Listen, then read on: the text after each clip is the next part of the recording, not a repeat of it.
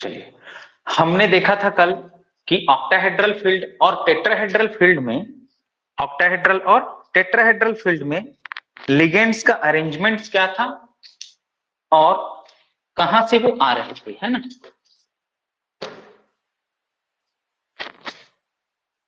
Molecule ही गायब है।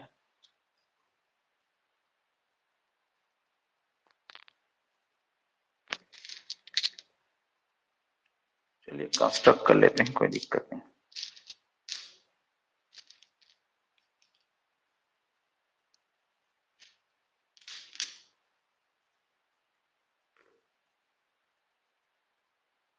चलिए, तो हमने बात किया था दो कंपाउंड्स, एक तो टेट्राहेड्रल और एक ऑक्टाहेड्रल। तो ऑक्टाहेड्रल फील्ड में मैंने आप लोगों को बताया था जो लिगेंड अप्रोच कर रहे हैं, 6 लिगेंड अप्रोच कर रहे हैं, वो अलोंग द एक्सिस अप्रोच कर रहे हैं। मतलब जिधर एक्स वाई और जेड एक्सिस है उधर से लिगेंड अप्रोच कर रहे हैं। मतलब उन ऑर्बिटल्स में वो रिपल्शन क्रिएट करेंगे जिन डी ऑर्बिटल्स में electron density along the axis है। Along the axis electron density वाले ऑर्बिटल कौन से हैं? ईजी ऑर्बिटल्स, जिसको बोलते हैं dx2 y2 और dz2। तो ऑक्टाहेड्रल के केस में क्रिस्टल फील्ड स्प्लिटिंग में Eg का जो पोर्शन है वो ऊपर की ओर रहेगा, उसकी एनर्जी इंक्रीज हो जाएगी, और T2G का जो पोर्शन है वो नीचे रहेगा। तो यहां पर हम देख सकते हैं ये डीजेनरेट डी ऑर्बिटल्स हैं। अपन को थ्योरी नहीं लिखना है, दुनियादारी यहाँ ऐसे ऊपर करना फिर तोड़ना ये सब नहीं करना है ना। अपने को काम करना है भैया, अपना काम क्वेश्चन सॉल्व करना है। देखिए ध्यान से, तो देखो ये Eg वाला पोर्शन ऊपर चले गए हैं और ये T2G वाला पोर्शन नीचे आ गया है। ऊपर जाने का कारण मैंने बताया था क्योंकि एक्स वाई और जेड एक्सिस में रिपल्शन हो रहा है। ये दोनों के बीच का जो गैप है उसी को हम लोग क्या बोलेंगे? डेल ओ बोलेंगे। डेल ओ ये क्या है? क्रिस्टल फील्ड स्प्लिटिंग एनर्जी है। लिख लीजिएगा आप लोग, क्रिस्टल फील्ड स्प्लिटिंग एनर्जी है। क्रिस्टल फील्ड स्प्लिटिंग एनर्जी, इसको CFSE नहीं बोलेंगे, एक बार ध्यान रखिएगा। Crystal field splitting energy CFSE नहीं है। CFSE दैट मींस होता है क्रिस्टल फील्ड स्टेबलाइजेशन एनर्जी, है ना। Crystal field stabilization energy CFSE है, crystal field splitting energy CFSE नहीं है। ये बात हमेशा ध्यान रखिएगा, ठीक है भाई। तो ये डेल ओ क्या है? क्रिस्टल फील्ड स्प्लिटिंग एनर्जी है, इन दोनों के बीच का गैप। अब यहां पर ये एक इसका मिड पार्ट है ना भाई। इसके ऊपर अगर हो जाए, ऊपर मतलब इन ऑर्बिटल्स के लिए एक एक इलेक्ट्रॉन के लिए वैल्यू क्या है? 0.6 डेल ओ। अगर डेक्यूरल मिले, डेक्यूरल एक कैलकुलेशन का यूनिट है, तो डेक्यूरल मतलब डेल ओ को 10 से गुना कर दोगे तो 6 DQ आ जाएगा। तो 6 लो या 0.6 लो। अगर आपको डेल ओ के टर्म्स में लिख रहा है तो 0.6 लेंगे, अगर डेक्यूरल के टर्म्स में लिख रहा है तो आप फुल डिजिट ले लेना 6, ठीक। अब ऊपर क्या है? प्लस 0.6 है और नीचे क्या रहेगा? Minus 0.4 del O, minus 0.4 del O. ये स्लैश है ना भाई, पर ऐसा नहीं है, पर -4 DQ ऐसा नहीं है। या तो ये लेंगे या तो ये लेंगे, है ना, ऐसा। तो नीचे हर एक इलेक्ट्रॉन के लिए वैल्यू क्या हो जाएगा? -0.4 डेल ओ, और ऊपर के लिए हो जाएगा +0.6 डेल ओ। अब T2G मतलब dxy, dyz और dxz ये ऑर्बिटल्स हैं, और ये dx2 y2 और dz2 है। ये हो गया ऑक्टाहेड्रल फील्ड में स्प्लिटिंग, ठीक है। अब मैं बात करता हूं टेट्राहेड्रल फील्ड में स्प्लिटिंग की। तो टेट्राहेड्रल फील्ड में जो लिगेंड्स आ रहे हैं वो एक दूसरे से 109.28 डिग्री पे हैं। तो ये लिगेंड अप्रोच कर रहे हैं, 4 ligand along the axis. Along the axis approach करेगा तो कौन से डी ऑर्बिटल में ये लिगेंड के इलेक्ट्रॉन रिपल्शन क्रिएट करेंगे? T2G। लेकिन टेट्राहेड्रल कॉम्प्लेक्स में G टर्म मैं हटा देता हूं क्योंकि G स्टैंड फॉर जीरेट। यहां पर EG लिखा हूं ना, तो ये जो G है, जी ये जो G है ना, वो क्या है, G stand for geared. Geared मतलब होता है centre of symmetry. Centre of symmetry मतलब आई से दिखाते हैं, ग्रुप थ्योरी सुबह सुबह पढ़ रहे हैं, आप लोगों को पता होगा जीरेड है ना। तो आई या आयोटा ये क्या है, जीरेड। सेंट्रोसिमेट्रिक कॉम्प्लेक्स के लिए हम लोग ऑर्बिटल में सिमेट्री यूज करते हैं जी। लेकिन हमको पता है टेट्राहेड्रल कॉम्प्लेक्स सेंट्रोसिमेट्रिक नहीं होते हैं, सेंटर ऑफ सिमेट्री नहीं होती है, इसलिए हम टर्म यूज करेंगे इधर ऊपर T2 और नीचे E। यहां पे नोटेशन नहीं लिखा है, आप लोग लिख लेंगे प्लीज, ठीक। ये टेट्राहेड्रल का है, ये इधर ऑक्टाहेड्रल का है। टेट्राहेड्रल में स्प्लिटिंग जस्ट उल्टा हो जाएगा, उल्टा हो जाएगा, वैल्यू वही रहेगी। छोटा जिधर रहेगा उधर 0.6 ही रहेगा, बड़ा जिधर रहेगा उधर 0.4 ही रहेगा, ठीक है। तो छोटा जिधर है, अभी नीचे का वैल्यू है इसलिए क्या लेंगे 0.6, लेकिन नीचे की ओर है वैल्यू, ये बैरी सेंटर जिसको बोलते हैं, बीच का जो पार्ट है उससे नीचे रहेगा तो पॉइंट मतलब माइनस में रहेगा वैल्यू। अब इधर छोटा जिधर रहेगा उधर 0.6 और जिधर बड़ा 3 ऑर्बिटल रहेगा उधर 0.4, तो ऊपर प्लस 0.4 डेल ओ लिखा है, इसको सुधार लेना चाहिए, डेल टी है ना, सुधार लेना भैया। ये क्या है, डेल ओ लिखा है, वो क्या है डेल टी है ना भाई। ये इधर देखो, ये यहाँ पे सही लिखा है इसने, डेल टी। तो ये भी क्या है, क्रिस्टल फील्ड स्प्लिटिंग एनर्जी। मतलब टेट्राहेड्रल कॉम्प्लेक्स में कोई ये जो एनर्जी है नीचे ई से T2 तक की जो एनर्जी है उसी को बोलते हैं हम लोग क्या, डेल टी। यहां पर बोलते थे डेल ओ। ये क्या है, crystal field splitting energy, crystal field splitting energy. अब हम पढ़ेंगे इलेक्ट्रॉन फीलिंग। क्या पढ़ेंगे, इलेक्ट्रॉन फीलिंग पढ़ेंगे। इलेक्ट्रॉन फीलिंग से ही हम लोग क्या निकालेंगे, अब मोस्ट अवेटेड जो थिंग है, क्रिस्टल फील्ड स्टेबलाइजेशन एनर्जी। क्या निकालेंगे, क्रिस्टल फील्ड स्टेबलाइजेशन एनर्जी। तो यहां तक किसी को कोई दिक्कत है तो मेरे से पूछिए, नहीं तो फिर मैं आगे बढ़ता हूं, CFSE कैलकुलेशन और इलेक्ट्रॉन फीलिंग आप लोगों को समझाता हूं। आइए,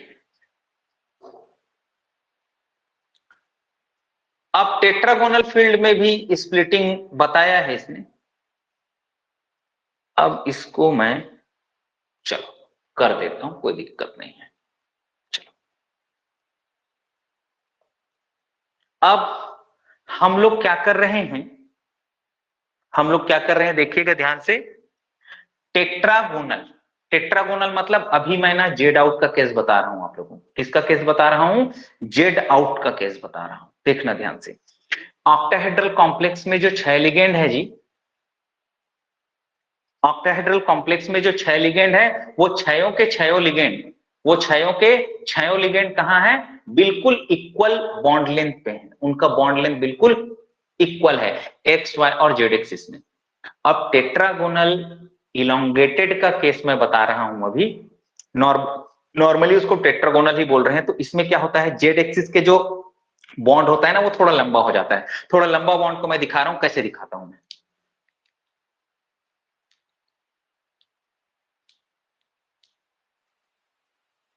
ये देखिए, ये बॉन्ड, ये देखो, ये बॉन्ड छोटा दिख रहा है, ये वाला बॉन्ड छोटा दिख रहा है, ये वाला बॉन्ड थोड़ा बड़ा। इसको बोलते हैं टेट्रागोनली इलोंगेटेड कंपाउंड। इसको क्या बोलते हैं, टेट्रागोनली इलोंगेटेड कंपाउंड, या इसी को बोलते हैं जेड आउट वाला कंपाउंड। जेड इन जेड आउट में भी मत जाना, कुछ देर बाद या कुछ दिन बाद हम लोग डिस्कस करेंगे जॉन टेलर डिस्टॉर्शन में बहुत अच्छे से। तो यहां पर जेड एक्सिस से आने वाले लिगेंड, जेड एक्सिस से आने वाले लिगेंड कहां है भाई, उनका अप्रोच दूर हो गया है।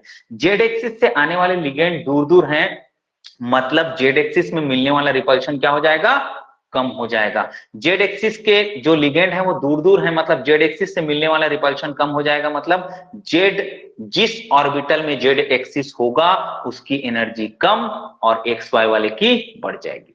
जेड एक्सिस वाले की एनर्जी क्या हो जाएगी, कम, क्योंकि लिगेंड दूर है तो रिपल्शन कम होगा, इसलिए उनकी एनर्जी कम और एक्स वाई वाले की थोड़ी बढ़ जाएगी। देखते हैं क्या होता है इधर। तो इस टेट्रागोनल में ये Eg का सेट था, है ना जी, ये क्या था, ये T2G का सेट था। ये क्या है, Eg का सेट था, ये T2G का सेट है। हम लोग ऑक्टाहेड्रल की बात किए हैं अभी। अब मैं चल रहा हूं टेट्रागोनल में, जहां पर जेड एक्सिस में रिपल्शन क्या हो गया, कम हो गया। कैसे कम हुआ है, ये x, ये -x ये y, ये माइनस y, और ये जो z एक्सिस है ना, z एक्सिस ऐसा है, z और माइनस z, तो z एक्सिस से आने वाला जो रिपल्शन है वो कम हो गया है क्योंकि लिगेंड दूर दूर है, इसलिए z एक्सिस की एनर्जी कम हो रही है। तो z वाले ऑर्बिटल की एनर्जी कम, x z y z की एनर्जी कम, ये dx2y2 की बढ़ गई, है ना भाई। इन दोनों में हम स्प्लिटिंग करेंगे फर्दर, तो z वाले की कम हो गई, xy वाले की बढ़ गई, ये xz yz की एनर्जी कम हो गई और xy की बढ़ गई। तो ये जो स्प्लिटिंग है ये ऑक्टाहेड्रल का था, T2G और EG, और ये किसका है, ये टेट्रागोनल का है। किसका है जी, ये टेट्रागोनल का है। किसका है स्प्लिटिंग, ये टेट्रागोनल। ठीक, यहां तक क्लियर है कि जेड एक्सिस के जो लिगेंड है वो दूर दूर हो गए हैं, इसलिए यहां पर जेड एक्सिस का एनर्जी कम हो रहा है और एक्स वाई का बढ़ रहा है। अब इसी को हम लोग एक्सटेंड करते हैं, जेड एक्सिस से आने वाले लिगेंड को ही हटा देते हैं। जेड एक्सिस से आने वाले लिगेंड ये है, हटा दिए, हटा दिए। अब ये टेट्रागोनल की जगह क्या कहलाएगा, ये कॉम्प्लेक्स स्क्वायर प्लेनर कहलाएगा। क्या कहलाएगा, ये कॉम्प्लेक्स स्क्वायर प्लेनर कहलाएगा भैया। अब स्क्वायर प्लेनर कॉम्प्लेक्स में देखो ना, जेड एक्सिस से आने वाले लिगेंड को ही हटा दिया गया है, जेड एक्सिस से आने वाले लिगेंड को ही हटा दिया गया है, मतलब जेड एक्सिस का जो रिपल्शन हो रहा है जेड एक्सिस में वो और कम हो जाएगा, एक्स वाई का और बढ़ जाएगा। जेड एक्सिस से आने वाले लिगेंड को ही रिमूव कर दिया गया है, दैट मींस जेड एक्सिस में मिलने वाला रिपल्शन और कम हो जाएगा और एक्स वाई में और बढ़ जाएगा। स्क्वायर प्लेनर कॉम्प्लेक्स में फिर देखिए एक्स वाई की एनर्जी थोड़ी और बढ़ गई, अब जेड वाले की और कम हो गई, एक्स वाई वाले की और बढ़ गई और जेड वाले की और कम हो गई। अब ये यहाँ पर टेट्रागोनल और स्क्वायर प्लेनर में ये अंतर है कि एक्स वाई वाले की बढ़ी और dz2 की कम हुई, तो दोनों क्या कर जाएंगे, क्रॉस ओवर कर जाएंगे एक दूसरे को, ऐसे ये ऊपर ये नीचे। ठीक, यहां पे अपन बोलते हैं ये तीन एनर्जी डिफरेंस अपन को मिलेगा, इसी को डेल 1 डेल 2 डेल 3 बोलते हैं, और यही क्या है, crystal field splitting in square planar complexes. तो crystal field splitting in square planar complexes या crystal field splitting energy of square planar complexes, इसको बोलते हैं del S P is equal to del 1 plus del 2 plus del 3।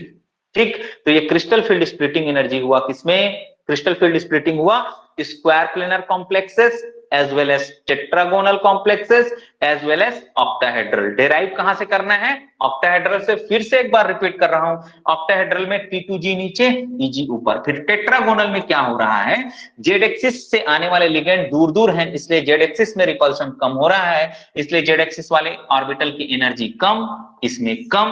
अब square planar में क्या हो रहा है कि ये x minus X Y minus Y है ना भाई, जेड एक्सिस से आने वाले लिगेंड ही गायब हो गए हैं, जेड एक्सिस से आने वाले लिगेंड गायब हो गए हैं, तो जेड जो एक्सिस वाले ऑर्बिटल उनकी एनर्जी और कम, तो एनर्जी और कम, एक्स वाई वाले की थोड़ी थोड़ी बढ़ा देना, तो हमको ये स्प्लिटिंग का पैटर्न मिलेगा। इसको बोलेंगे हम लोग crystal field splitting in square planar complex. अब इसमें क्या क्या पूछा जा सकता है, आपको टेट्रागोनल कॉम्प्लेक्स में एनर्जी के ये नीचे से ऊपर जाएंगे तो ऑर्बिटल की एनर्जी बढ़ रही है, इनके एनर्जी का ऑर्डर पूछा जा सकता है ना।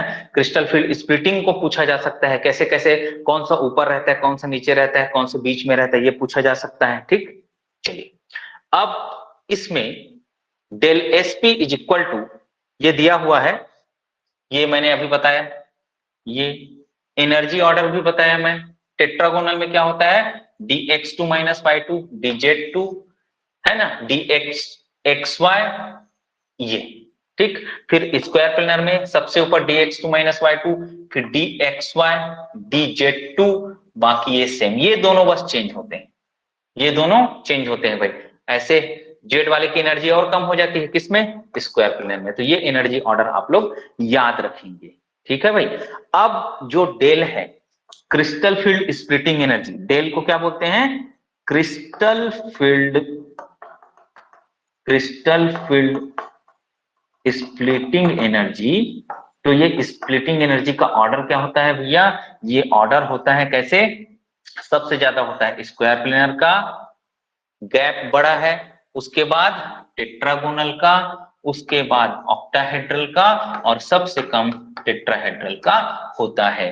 तो ये इसको आपको ऐसा पूछ सकता है, एक ऑर्डर दे देगा जी, तो इसमें ऑर्डर में ऐसे आपको रखना है, del S P is greater than del tetragonal, tet बस लिखेगा है ना, या टेट्रागोनल ऐसे पूरा लिख के देगा, या टीजी लिख देता है टेट्रागोनल, ठीक, या उसके बाद डेल ओ, उसके बाद डेल टी। तो ये ऑर्डर हो जाएगा भैया किसका, क्रिस्टल फील्ड स्प्लिटिंग का। सबसे बड़ा किसका, स्क्वायर प्लेनर, फिर टेट्रागोनल, फिर ऑक्टाहेड्रल, फिर टेट्राहेड्रल। तो ये एनर्जी का गैप है, स्क्वायर प्लेनर में बड़ा है, फिर टेट्रागोनल में, फिर ऑक्टाहेड्रल में छोटा, फिर टेट्राहेड्रल में उससे छोटा। ये देख रहे हैं गैप ऐसे दिख रहा था, है ना भाई, गैप ऐसे दिख रहा था, स्क्वायर प्लेनर, टेट्रागोनल, ऑक्टाहेड्रल, फिर टेट्राहेड्रल, ठीक।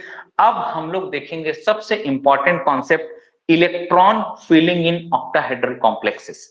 क्या देखेंगे, electron filling in octahedral complexes, tetrahedral complexes, दोनों में देखेंगे। सबसे पहले टेट्राहेड्रल में फिल कराया है, तो इसके पीछे का मैं लॉजिक बताता हूं। Electron filling in tetrahedral complexes, तो आपको कुछ भी नहीं करना है, अभी जो मैं सिंपल सा एक कॉन्सेप्ट बता रहा हूं उसको सीखिएगा टेट्राहेड्रल के लिए, उसके बाद इसको देखेंगे, उसके बाद इसको देख लेंगे, है ना। चलो, तो टेट्राहेड्रल कॉम्प्लेक्स में स्प्लिटिंग कैसे होता है जी, ये नीचे रहता है ई, ऊपर रहता है T2, क्या रहता है, ये ई और ये T2।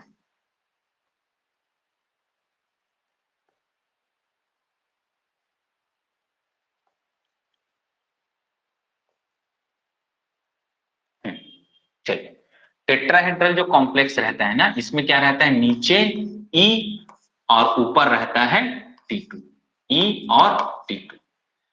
टेट्राहेड्रल कॉम्प्लेक्स में कभी भी, टेट्राहेड्रल कॉम्प्लेक्स में कभी भी कोई भी लिगेंड फील्ड का इफेक्ट नहीं पड़ेगा। एक एक इलेक्ट्रॉन आसानी से आप डालते जाना, उसके बाद पेयरिंग कराना। कैसे मैं करा रहा हूं उसको ध्यान से देखना। टेट्राहेड्रल कॉम्प्लेक्स आ गया ना आपका, वीबीटी से आपको पता चल जाएगा टेट्राहेड्रल है, ऑक्टाहेड्रल है, क्या है, ठीक। टेट्राहेड्रल जब आ गया आपका, तो आप क्या करना, सीधे एक एक इलेक्ट्रॉन भरते जाना, कोई पेयरिंग शेयरिंग नहीं कराना है। Tetrahedral complexes are always high spin complexes.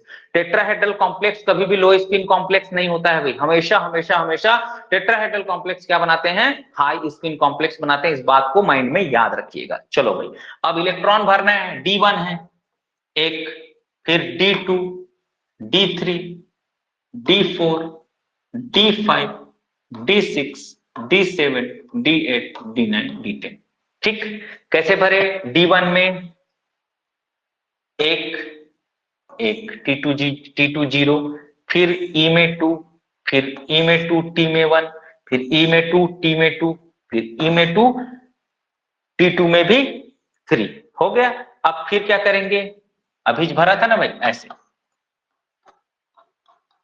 1 2 3 4 5, कैसे भरे हैं, E में 2 है और T2 में 3 है, ये यहां तक D5 हो गया।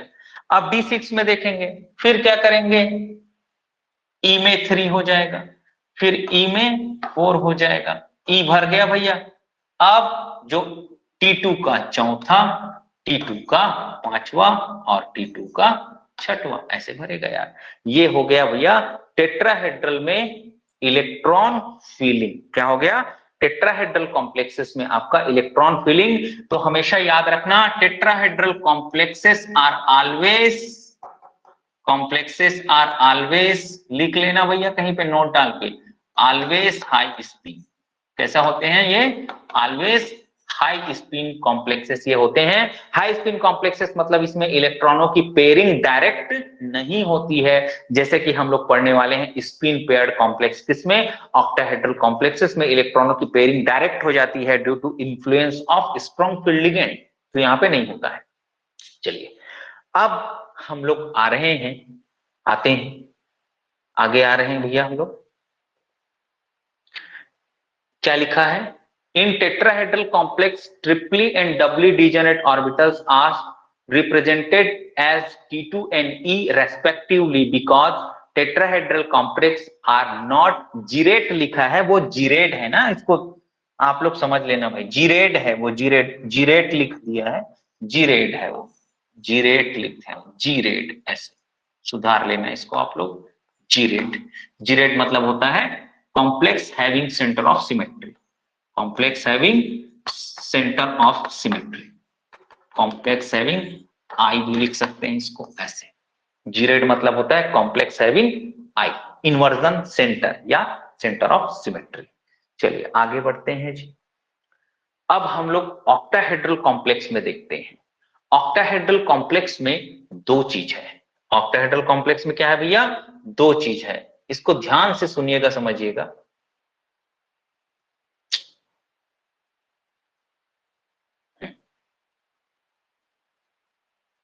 तो पहले मैं अपने कॉन्सेप्ट से बताता हूं, पहले अपने कॉन्सेप्ट से बताता हूं। तो देखो यहां दिख रहा है ना स्क्रीन, ये T2G है, क्या है भैया, ये क्या है, T2G है, और ये क्या है, EG है। ठीक, अब यहाँ पे दो चीज है, एक डेल ओ है और एक है पेयरिंग एनर्जी। डेल ओ है और पेयरिंग एनर्जी। पेयरिंग एनर्जी वो एनर्जी है जो इलेक्ट्रॉनों को पेयरिंग कराने के लिए जरूरी होता है। क्या है, पेयरिंग एनर्जी वो एनर्जी है जो इलेक्ट्रॉनों को पेयरिंग कराने के लिए जरूरी होता है। अगर डेल ओ की वैल्यू ज्यादा है, मतलब यहां पर दो चीज कंडीशन आएगा, एक बार डेल ओ ज्यादा होगा, एक बार पेयरिंग ज्यादा होगा। तो यहां पे एक चीज याद रखना, जो चीज महंगा होता है ना उसको हम नहीं खरीदते, जो चीज महंगा होता है उसको हम नहीं खरीदते हैं या कम खरीदते हैं, यही कॉन्सेप्ट यहाँ पे याद रखना। तो जिधर जो ज्यादा होगा वैल्यू उसको नहीं खरीदेंगे, मतलब पेयरिंग एनर्जी अगर ज्यादा है तो पेयरिंग नहीं कराएंगे, अगर डेल ओ ज्यादा है तो हम क्या कराएंगे, पेयरिंग कराएंगे। जो चीज ज्यादा रहेगा महंगा रहेगा उसको नहीं खरीदेंगे ना यार। मार्केट जाएंगे, एक 20 रुपए किलो टमाटर है और एक 15 रुपए किलो टमाटर है, हम हमारा सिर तुरंत घूम जाएगा, 20 रुपए किलो टमाटर ऐसा बोल रहा है, उधर से आवाज आएगा मेरे पास 15 रुपए किलो टमाटर, टमाटर को देखे नहीं फिर भी आपका सिर उधर घूम जाएगा, भैया 15 रुपए वाला किलो टमाटर है कैसा, उसको देख लूं मैं। तो यही कॉन्सेप्ट यहाँ पे लगाना है, जो चीज महंगा होगा उसको नहीं खरीदना है। तो यहाँ पे क्या हो रहा है देखिएगा ध्यान से, यहाँ पर पेयरिंग एनर्जी की वैल्यू ज्यादा है। हमेशा अगर साइन में दिक्कत होता है ना, तो जिधर ये मुंह खुला होता है, ये मुंह है भाई, इधर ये खुला हुआ है ऐसे, जिधर ऐसे खुल गया वही क्या है, बड़ा है ऐसे।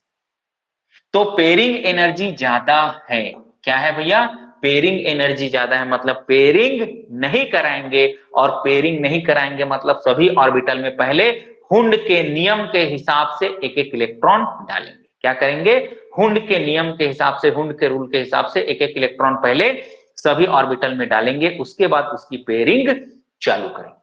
क्या करेंगे, एक एक इलेक्ट्रॉन सब ऑर्बिटल में डालेंगे, उसके बाद उसकी पेयरिंग चालू करेंगे। देखिए ध्यान से, अब मैं आता हूं, यहां पर इलेक्ट्रॉनिक कॉन्फ़िगरेशन लिखा हुआ है पूरा, और यहां पे लिखा गया है ये D1 होगा, D2 होगा, D3 होगा, D4 5 6 7 8 9 10 कैसे भरेंगे। तो इधर हम लोग पेयरिंग एनर्जी ज्यादा है तो पेयरिंग नहीं कराना है, इलेक्ट्रॉन को एक एक करके भरते जाना है। तो D1, तो इलेक्ट्रॉन यहां आ गया, तो क्या बोलेंगे इसको, T2G में है ना इलेक्ट्रॉन एक, तो T2G1 और EG0। फिर दूसरा इलेक्ट्रॉन यहाँ T2G2 EG0, फिर तीसरा इलेक्ट्रॉन T2G3 EG0, चौथा इलेक्ट्रॉन ऊपर जाएगा T2G3 EG1, फिर पांचवा में क्या हो जाएगा T2G3 EG2, फिर छठवा इलेक्ट्रॉन यहाँ T2G4 EG2, फिर T2G5 EG2, फिर अगला T2G6 EG2, T2G6 EG2, फिर T2G6 EG3 और T2G6 EG4। ये हो गया भैया आपका D10 सिस्टम। क्या हो गया आपका D10 सिस्टम, एक एक करके इलेक्ट्रॉन को भरे हैं 1 2 3 4 5 फिर 6 7 8 9 10। ये हो गया वीक फील्ड लिगेंड। ये किसके केस में, वीक फील्ड लिगेंड, या इसी को बोलते हैं हम लोग, ये कैसा कॉम्प्लेक्स है भैया, ये क्या है, हाई स्पिन कॉम्प्लेक्स है। क्या है ये, हाई स्पिन कॉम्प्लेक्सेस में ऐसे भरे जाते हैं इलेक्ट्रॉन। किसमें भरे जाते हैं, हाई स्पिन कॉम्प्लेक्सेस में ऐसे भरे जाते हैं, और ऐसे कॉम्प्लेक्सेस को हम लोग स्पिन फ्री कॉम्प्लेक्स भी बोलते हैं। क्या बोलते हैं, स्पिन फ्री कॉम्प्लेक्सेस। क्या बोलते हैं, स्पिन फ्री कॉम्प्लेक्सेस बोलते हैं, है ना। वीक फील्ड का केस हो गया जहां पर फील्ड वीक हो। देखो फील्ड वीक मतलब ये है लिगेंड फील्ड भैया, है ना, ये फील्ड है, ठीक, ये वीक है, पेयरिंग एनर्जी ज्यादा है, और जो चीज ज्यादा होता है उसको नहीं कराते। तो हमने पेयरिंग नहीं कराया है अपने से, पहले सभी ऑर्बिटल में एक एक इलेक्ट्रॉन डाल दिया फिर पेयरिंग कराया है। तो ऐसे इस फील्ड को बोलेंगे वीक फील्ड, है ना भाई, ये क्या है, वीक फील्ड है। और ऐसे कॉम्प्लेक्सेस को हाई स्पिन कॉम्प्लेक्सेस बोलते हैं या स्पिन फ्री कॉम्प्लेक्सेस बोलते हैं।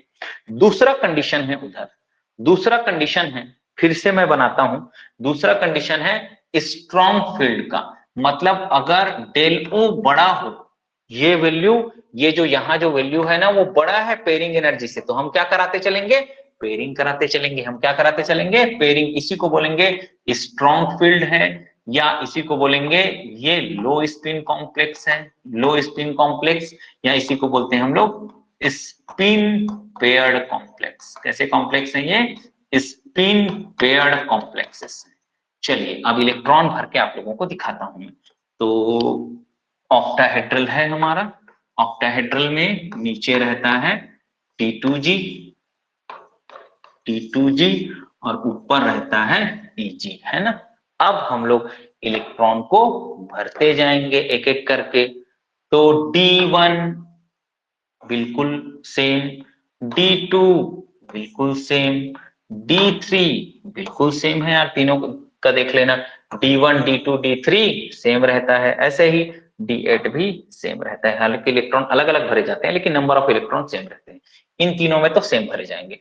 अब चौथे इलेक्ट्रॉन से खेल चालू होगा भैया, क्योंकि पेयरिंग एनर्जी कम है इसलिए हम क्या कराएंगे, पेयरिंग। चौथा इलेक्ट्रॉन यहां, अब T2G क्या हो गया जी, 4, T2G 4, Eg 0, फिर T2G 5, Eg 0, फिर T2G 6, Eg 0।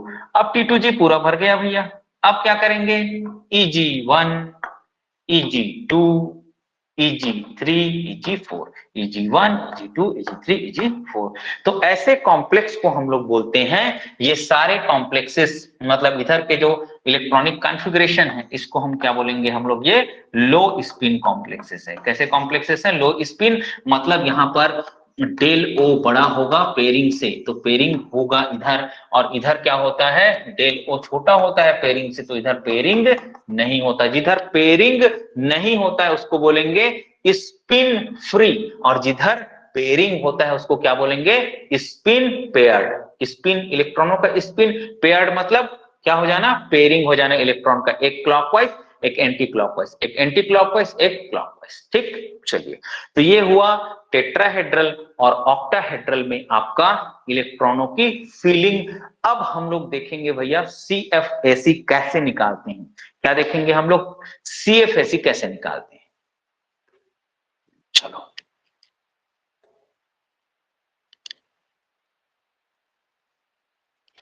यहाँ पे कुछ पॉइंट लिखा गया है, देखिएगा ध्यान से।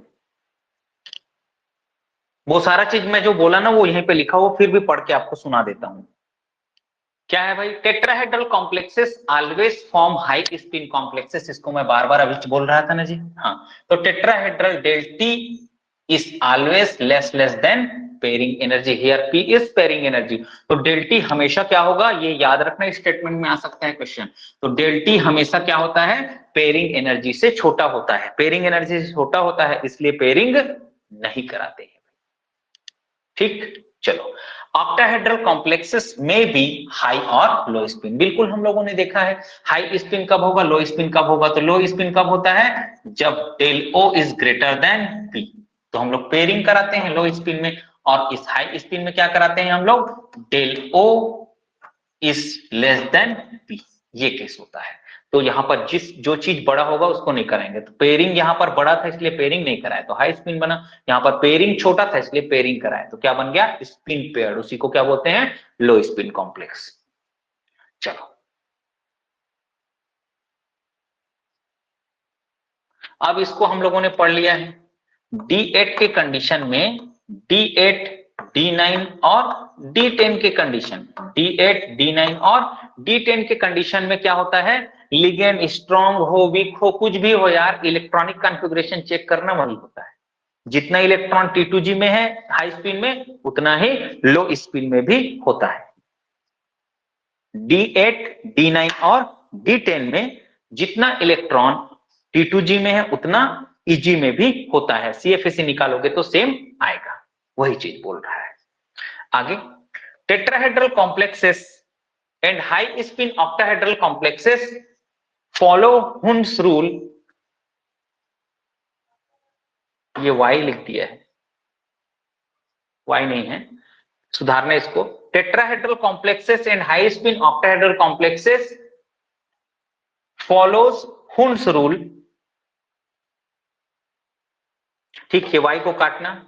इन low spin octahedral complexes violate Hund's rule. कहने का मतलब यह है कि जो टेट्राहेड्रल कॉम्प्लेक्स हो रहे हैं ना और हाई स्पिन ऑक्टाहेड्रल कॉम्प्लेक्स हैं, ये क्या फॉलो करते हैं? हुन्स रूल को फॉलो करते हैं। अब हुन्स रूल क्या है भैया? क्लास 11th में ले चलता हूं आप लोगों को। हुन्स रूल क्या बोलता है कि किसी सेम एनर्जी के ऑर्बिटल्स में, किसी, जैसे कि मैं बोलूं यहां पे, ये देखिएगा इधर है, सेम एनर्जी के ऑर्बिटल्स में जब तक, सेम एनर्जी के ऑर्बिटल्स में जब तक एक एक इलेक्ट्रॉन ना हो जाए तब तक हम पेयरिंग नहीं करते। तो ये d ऑर्बिटल का पार्ट था, तो d ऑर्बिटल में जब भी एक एक इलेक्ट्रॉन नहीं हो जाएंगे तब तक हम इनकी पेयरिंग नहीं करेंगे। अब पेयरिंग चालू करेंगे यार ऐसे। तो ये हुन्स रूल था। हुन्स रूल ये अलाउ नहीं करता कि 1 2 3 करें, 4 5 6 ऐसे कर दें, तो ये हुन्स रूल का वायोलेशन है। तो हुन्स रूल को फॉलो कौन नहीं करता? लो स्पिन कॉम्प्लेक्सेस। मतलब लो स्पिन कॉम्प्लेक्स कौन बनाता है? ऑक्टाहेड्रल। तो लो स्पिन कॉम्प्लेक्स हुन्स रूल को फॉलो नहीं करते हैं, वायोलेट करते हैं। वायोलेट मतलब उसका उल्लंघन करते हैं। भाई वायोलेट एक कलर भी होता है, तो वायलेट ऐसे होता है ना, वो कलर ऐसे, इसलिए बता रहा हूं। कई बार ना हम लोग कुछ भी सोच लेते हैं, ठीक है। तो वायलेट मतलब उल्लंघन करना, फॉलो नहीं करना। ठीक, तो फॉलो कौन करता है हुन्स रूल का? टेट्राहेड्रल और high spin octahedral complexes Hund's rule को फॉलो करते हैं और low spin octahedral complexes follow नहीं करते हैं। चलिए आगे आइए भैया। Factors affecting crystal field splitting. ये देखो दिया हुआ है, क्रिस्टल फील्ड स्प्लिटिंग मतलब del. Factors affecting crystal field splitting. चलिए आते हैं आगे। Crystal field splitting arises because of repulsion between central atom and donor atom of ligand. कैसे होता है? डी ऑर्बिटल क्यों स्प्लिट हो रहा है? क्योंकि सेंट्रल एटम और लिगेंड के इलेक्ट्रॉनों के बीच क्या हो रहा है? रिपल्शन हो रहा है। इस कारण से यहां पर उनमें क्या हो रहा है? क्रिस्टल फील्ड स्प्लिटिंग हो रहा है, उनका डिजेनरेसी ब्रेक हो रहा है। तो इसको कौन कौन से चीज जो है अफेक्ट करते हैं? तो पहला है nature of central atom. Nature of central atom, यहां पे क्या होता है? जैसे ही हम लोग किसी ग्रुप में ऊपर से नीचे जाते हैं, ऊपर से नीचे मतलब 3D 4D और 5D, किसमें जा रहे हैं हम लोग? 3D 4D और 5D में जाते हैं, तो d ऑर्बिटल का साइज बढ़ता है। क्या बढ़ते जाता है? 3D 4D 5D में जाते हैं, d ऑर्बिटल का साइज बढ़ते जाता है। d ऑर्बिटल का साइज बढ़ता है as well as electron density भी ऊपर से नीचे जाने पर बढ़ता है, जिसको बोलते हैं हम लोग हैवी एटम इफेक्ट। क्या बोलते हैं? Heavy atom effect. तो ऊपर से नीचे जाने पर इलेक्ट्रॉन डेंसिटी बढ़ने लगता है, डी ऑर्बिटल का साइज बड़ा होता है। तो ये बड़ा जो डी ऑर्बिटल है वो क्या करता है? ज्यादा रिपल्शन क्रिएट करता है आने वाले लिगेंड को।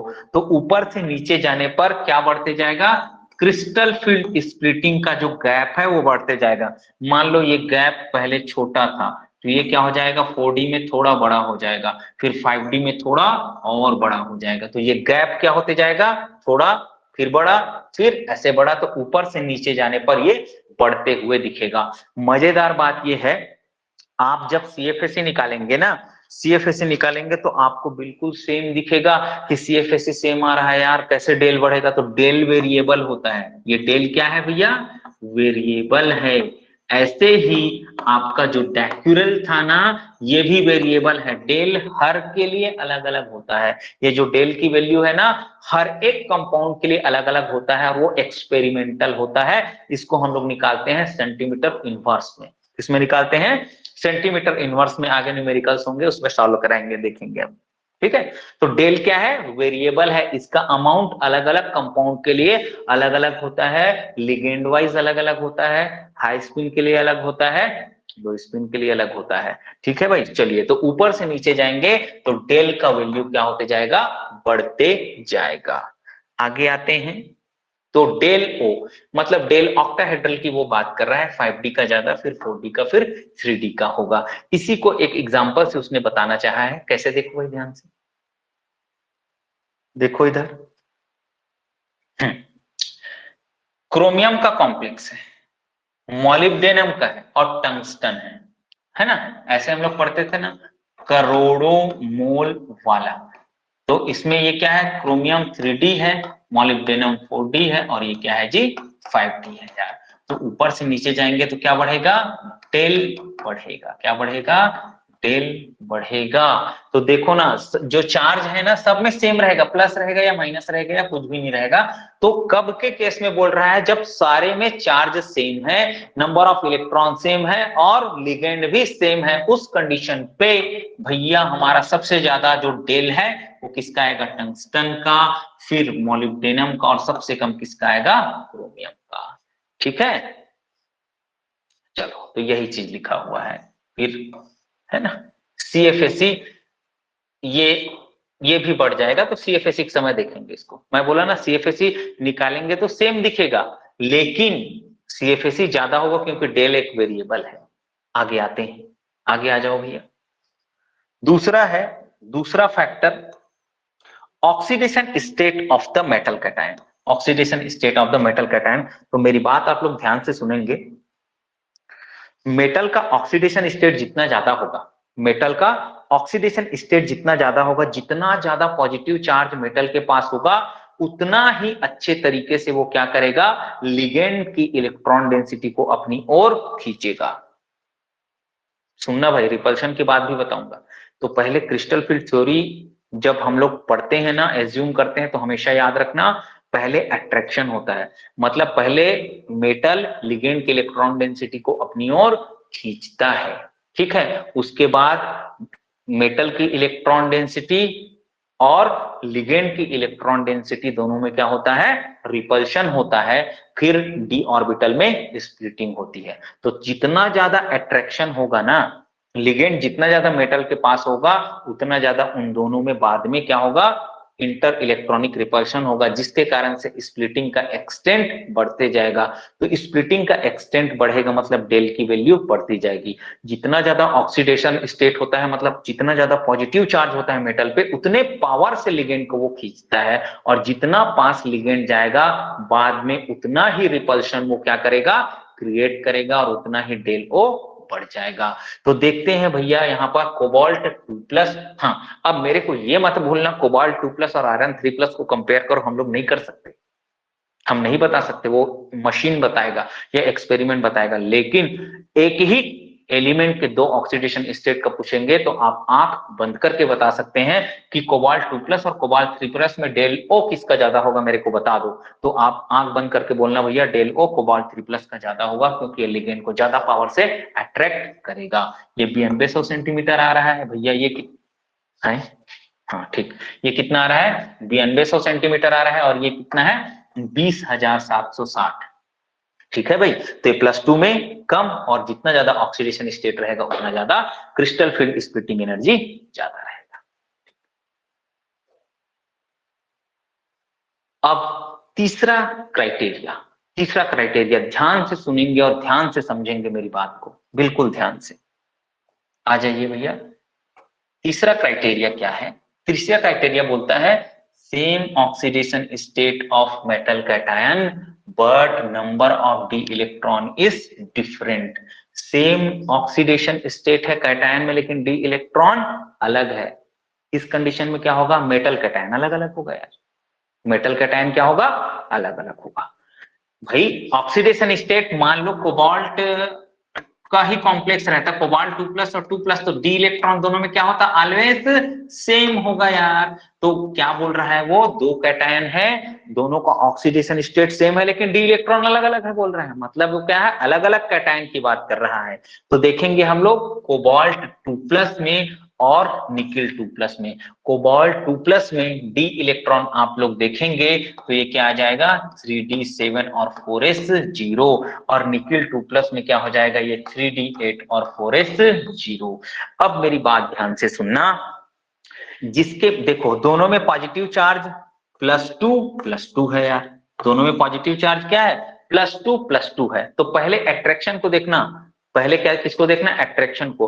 तो पॉजिटिव चार्ज का एक्सटेंट किसमें थोड़ा कम हो जाएगा, जिसके पास इलेक्ट्रॉन ज्यादा है, इलेक्ट्रॉन इसके पास ज्यादा है, तो ये लिगेंड को थोड़ा कम पावर से अट्रैक्ट करेगा, क्योंकि इसके पास इसके डी ऑर्बिटल के पास एक एक्स्ट्रा इलेक्ट्रॉन है, इसलिए वो लिगेंड को थोड़ा कम पावर से अट्रैक्ट करता है। इसलिए सेम ऑक्सीडेशन स्टेट अगर आ रहा है दो अलग अलग मेटल का, तो आप डी इलेक्ट्रॉन देख लेना, जिसमें डी इलेक्ट्रॉन ज्यादा रहेगा उसका डेल कम होगा। तो डी इलेक्ट्रॉन इसमें ज्यादा है ना, इसका डेल कम है भैया, इसका देखो 9200 है ना, और इसका डेल क्या है, 8500 है, 8500। तो डी इलेक्ट्रॉन के बढ़ने से डेल क्या हो जाएगा, थोड़ा कम हो जाएगा। क्यों कम हो रहा है, क्योंकि यहाँ पर पॉजिटिव चार्ज के एक्सटेंट को ये एक्स्ट्रा इलेक्ट्रॉन कम कर देता है। क्या कर देता है, कम कर देता है। आ जाओ आगे भैया, जियोमेट्री ऑफ कॉम्प्लेक्स। तो जियोमेट्री ऑफ कॉम्प्लेक्सेस हम लोगों ने पढ़ रखा है कि सबसे ज्यादा क्रिस्टल फील्ड स्प्लिटिंग किसका होता है, स्प्लिटिंग एनर्जी स्क्वायर प्लेनर का, फिर टेट्रागोनल का, फिर ऑक्टाहेड्रल का, फिर टेट्राहेड्रल का। ठीक, अब कुछ क्या पढ़ते हैं हम लोग, रिलेशंस पढ़ते हैं। क्या पढ़ते हैं, रिलेशंस पढ़ते हैं भैया। क्या रिलेशन होता है, del T is equal to 4/9 del O. क्या रिलेशन होता है, del T is equal to 4/9 del O, और डेल स्क्वायर प्लेनर ये कितना होता है, ऑक्टाहेड्रल के 1.3 टाइम्स होता है। तो del T is equal to 4/9 del O, और del S P is equal to होता है 1.3 del O. Del cubic is equal to, cubic मतलब अगर 8 इलेक्ट्रॉन मतलब 8 लिगेंड हो जाए, तो क्रिस्टल फील्ड स्प्लिटिंग जब बनाएंगे तो क्यूबिक फील्ड में बनेगा। किसमें बनेगा, क्यूबिक, मतलब 8 लिगेंड जब अप्रोच करेंगे तो क्या बनेगा, क्यूबिक। तो यहां पर ये क्यूबिक जो होता है 2 टेट्राहेड्रल के बराबर होता है। क्यूब किसके बराबर होता है, 2 टेट्राहेड्रल के बराबर होता है। ठीक, 2 टेट्राहेड्रल के बराबर कैसे होता है इसको मैं बताऊं थोड़ा सा। अब उसको बताने के लिए मेरे को, हाँ थोड़ा देर में बता रहा हूँ, थोड़ा सा रुक जाओ बस। तो क्यूबिक किसके बराबर होता है, 2 इंटू डेल टी। तो del T is equal to क्या होता है, 4/9 डेल ओ। तो 2 डेल टी का वैल्यू लग दिया यहाँ पे, 4/9 डेल ओ क्या हो जाएगा, 8/9 डेल ओ। तो हम क्या बोल सकते हैं, del cubic is equal to 8/9 del O. क्या लिख सकते हैं, 8/9 डेल ओ। ये रिलेशन पूछा जा सकता है। अब आप लोग इस वैल्यू को सॉल्व करेंगे तो आपको क्या मिलेगा, सबसे बड़ा स्क्वायर प्लेनर, उसके बाद टेट्रागोनल, टेट्रागोनल से बड़ा टेट्रागोनल के बाद ऑक्टाहेड्रल, फिर क्यूबिक, फिर टेट्राहेड्रल। तो ये क्यूबिक की वैल्यू ऑक्टाहेड्रल से थोड़ा कम होता है, लेकिन टेट्राहेड्रल से ज्यादा होता है। ठीक है, तो एक नया ऑर्डर अपन को मिल गया, सब चीज सेम है, बस क्यूबिक वाले को किसके बीच घुसा देना, ऑक्टाहेड्रल और टेट्राहेड्रल के बीच में घुसा देना। मैं बात कर रहा था क्यूबिक में 2 टेट्राहेड्रल कैसे रहते हैं, उसका बात कर रहा था, उसको बताता हूं आपको, देखो तो ध्यान से कुछ।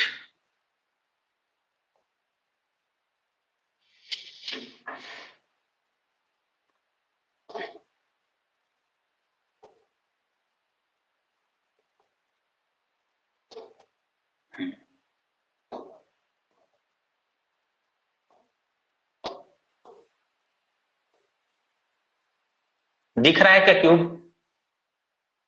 क्यूब दिख रहा है क्या सब लोगों को, दिख रहा है भैया क्यूब है, अरे बोल दो यार कुछ यार। यस सर, दिख रहा है। हाँ सर, दिख रहा है। हाँ हाँ, चलिए देखिए, अब इसमें 2 टेट्राहेड्रल में बना रहा हूं, ध्यान से देखेंगे।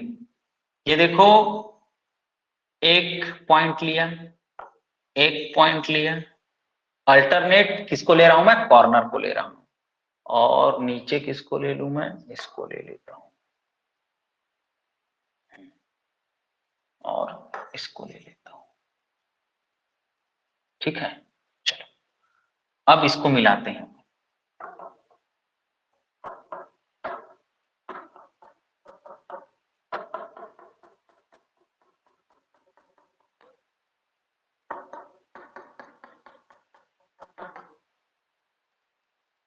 तो ये इधर है ना, ऐसे है ना, तो ये एक टेट्राहेड्रल बनता हुआ दिखेगा, पूरे कॉर्नर्स को अपन मिलाएंगे ना तो एक टेट्राहेड्रल इधर बनते हुए दिखेगा। और दूसरे को मैं दिखा रहा हूं, कुछ दूसरा कलर कौन सा ले लूं यार, ये ले लेता हूं, चलो यहां यहां यहां और यहां, तो इसको मिलाएंगे ना तो ये भी एक टेट्राहेड्रल बनाता है, ऐसे ऐसे। तो दो टेट्राहेड्रल क्या होते हैं, फंसे होते हैं। तो क्यूब में ना दो टेट्राहेड्रल कैसे एग्जिस्ट करते हैं, ये टेट्राहेड्रल है ना, तो ये क्या होगा, क्यूब, इसको क्यूब में बंद करेंगे ना हम लोग, क्यूब में बंद करेंगे तो क्या करेगा, ये जो दो एटम है, एक कॉर्नर पे रहेगा तो दूसरा दूसरे कॉर्नर पे, एक दूसरे से ऐसे ये लोग एक दूसरे से क्या रहेंगे, अपोजिट कॉर्नर पे रहेंगे। अगर ये यहां है ना, यहां पे है तो ये यहां पे रहेगा ऐसे, अगर ये यहां पे है तो ये यहां पे रहेगा, है ना, अपोजिट कॉर्नर्स पे रहेंगे। अगर ये दो इस कॉर्नर पे हैं ऐसे, तो नीचे के वाले दो कैसे रहेंगे, ये अगर ये V ऐसे दिख रहा है, अगर दो एटम ऐसे दिख रहे हैं तो दो एटम कैसे रहेंगे, फिर ऐसे रहेंगे। तो देखो आपको दिख रहा है दो एटम ऐसे V जैसे दिख रहा है, ये V जैसे दिख रहा है, सीधा V जैसे ऐसे। उसके बाद उसी V को कैसे करना है, ऐसे पलट ऐसे लगाना, तो ये ऐसा दिख रहा है। तो क्यूब में हम जब इस टेट्राहेड्रल को रखते हैं ना, तो ऊपर वाले अल्टरनेट कॉर्नर पे और नीचे वाले अल्टरनेट कॉर्नर पे आते हैं। तो ऐसे दो टेट्राहेड्रल समा जाते हैं किसमें, एक क्यूब में, इसलिए बोलते हैं del cubic is equal to 2 into del T. ठीक है भाई, अभी तक आया नहीं है ये, ठीक, लेकिन पढ़ना चाहिए अगर पढ़ने को मिल रहा है तो, ठीक। उसी को मैं बताया था कि ये क्यूबिक जो होता है दो टेट्राहेड्रल के बराबर होता है। Cubic is equal to 2 del T, और del T is equal to होता है 4/9 डेल ओ, वैल्यू रखेंगे ये आ जाएगा। अब हम लोग देखते हैं स्पेक्ट्रोकेमिकल सीरीज, क्या देखते हैं, स्पेक्ट्रोकेमिकल सीरीज। तो स्पेक्ट्रोकेमिकल सीरीज का डेफिनेशन क्या है, तो डेफिनेशन ये है भैया इसका कि जब भी कभी लिगेंडों को उनके बढ़ते हुए लिगेंड फील्ड स्ट्रेंथ, किस पे, लिगेंड फील्ड स्ट्रेंथ के आधार पे जमाया जाता है, अरेंज किया जाता है, तो हमको एक सीरीज मिलता है जिसको हम लोग बोलते हैं स्पेक्ट्रोकेमिकल सीरीज। जब लिगेंडों को उनके बढ़ते हुए इंक्रीजिंग फील्ड स्ट्रेंथ के हिसाब से अरेंज किया जाता है तो हमको क्या मिलता है, एक सीरीज मिलता है जिसको बोलते हैं स्पेक्ट्रोकेमिकल सीरीज। ठीक, ये सीरीज सबको याद होना चाहिए, मेरे को जैसे कि याद है, बोलेंगे तो मैं बिना देखे इसको लिख सकता हूं। फिर आयोडीन, पहले आयोडीन होगा, फिर ब्रोमीन होगा, फिर ब्रोमाइड होगा, फिर सल्फाइड होता है, फिर थायोसाइनाइड होता है, फिर क्लोराइड, फिर एजाइड, फिर एथॉक्साइड, फ्लोराइड, यूरिया, ऐसे रहते हैं, पूरा याद है भाई मेरे को। तो आप लोग एक क्या करना, पहले के एक लाइन को पहले याद कर लेना, पहले, या कोई ट्रिक व्रिक बना सकते हो, अपने से बन जाता है वो बनाओगे तो, ठीक है, ऐसे पहले याद कर लेना। हाँ, मेरे को तो ऐसे याद मेरे को तो ऐसे याद हो गया, ट्रिक बनाने की जरूरत ही नहीं पड़ी कभी भी। तो एक तरीका बता रहा हूं आप लोगों को, आप ट्रिक भी बना सकते हैं खुद से। मैं तो, मेरे ट्रिक बनाने की जरूरत नहीं पड़ा है, और बनाया हूं वो भी अजीब सा है, मतलब उसको बताया नहीं जा सकता, ठीक है ना, ठीक है। चलो कुछ दूसरा जिसको बताया जा सकता है वैसा वाला थोड़ा बनाना पड़ेगा। तो आप लोगों को मैं एक तरीका बता रहा हूं, हमेशा कंपैरिजन जब पूछा जाता है ना, तो हैलोजन का पूछा, तो हैलोजन में क्या है, आयोडीन है, फिर ब्रोमीन है, फिर क्लोरीन है, फिर फ्लोरीन है। तो ये आपका जो हैलोजन है वो तो सॉल्व हो गया, है ना। बाकी सल्फाइड और सल्फाइड और थायासाइनाइड में आपका थायासाइनाइड का ज्यादा होगा, या 3-4 लाइन है जी, 3-4 लाइन में आप एक एक लाइन को 2 से 3 बार इसको लिख के देखिएगा, इसको लिख के देखिएगा, बार बार रिपीट करिएगा। और नहीं याद हो रहा है ना तो एक ड्राइंग शीट पे इस ऑर्डर को लिख के चिपका दीजिए। रोज पढ़िए, कैसे याद नहीं होगा, रोज पढ़िए, याद हो जाएगा, ट्रिक भी बना लोगे आप, ठीक है। चलो, तो ये ऐसे याद हो जाएगा आप लोगों को, ठीक है भाई। और ट्रिक मैं देखता हूं, जो मैं याद करता हूं वो बताने लायक नहीं है, समझ रहे होंगे, अलग भाषा में लिखा हुआ है। चलो, तो इसको याद करना है आप लोगों को। तो शुरुआत मैंने किया था आयोडाइड ब्रोमाइड से, फिर हम लोग बढ़ते हुए आते हैं, बढ़ते हुए इधर आते हैं, तो जिधर कार्बन डोनर रहता है ना, वो सॉफ्ट डोनर साइट होते हैं और उनका जो फील्ड स्ट्रेंथ है वो ज्यादा होता है। वाटर एक क्या होता है भाई, एक बिल्कुल इंटरमीडिएट है। वाटर क्या है, एक इंटरमीडिएट है। उसके बाद जो लिगेंड आते हैं उनका फील्ड स्ट्रेंथ लगातार बढ़ते जाता है। अमोनिया एक क्या है, अमोनिया एक कैसा है, बॉर्डर लाइन लिगेंड है, ना तो हार्ड है ना तो सॉफ्ट है। अमोनिया को हम लोग ग्रेजुएशन के टाइम में क्या पढ़ते थे, अमोनिया भैया एक स्ट्रॉन्ग फील्ड लिगेंड है इसलिए पेयरिंग करा देते हैं, ऐसा नहीं है। अमोनिया मेटल के +2 ऑक्सीडेशन स्टेट में, आगे मैं जो चीज बोल रहा हूं वो बिल्कुल लिखा हुआ मिलेगा मेरी कॉपी में, है ना। अमोनिया मेटल के +2 ऑक्सीडेशन स्टेट में एक कैसा लिगेंड है, वीक फील्ड लिगेंड है। जबकि मेटल के +3 ऑक्सीडेशन स्टेट पे अमोनिया एक स्ट्रॉन्ग फील्ड लिगेंड है। क्या है ये, अगर मेटल +2 ऑक्सीडेशन स्टेट में रहे तो अमोनिया कैसे बिहेव करेगा, वीक फील्ड लिगेंड की तरह। अगर मेटल +3 ऑक्सीडेशन स्टेट में रहे तो मेटल अमोनिया कैसे बिहेव करेगा, स्ट्रॉन्ग फील्ड लिगेंड की तरह। ये क्वेश्चन गेट में आया हुआ है कोबाल्ट 2+ और कोबाल्ट 3+ में, अभी बताएंगे हम लोग, ठीक है। तो ये एक ऑर्डर हो गया भैया, बिल्कुल बार बार लिख के देखिए, याद हो जाएगा, मेरी गारंटी। चलो आओ, अब आते हैं भैया हम लोग CFSE निकालने में। यार सब भी चीज पढ़ लिए, अब आ रहे हैं हम लोग CFSE।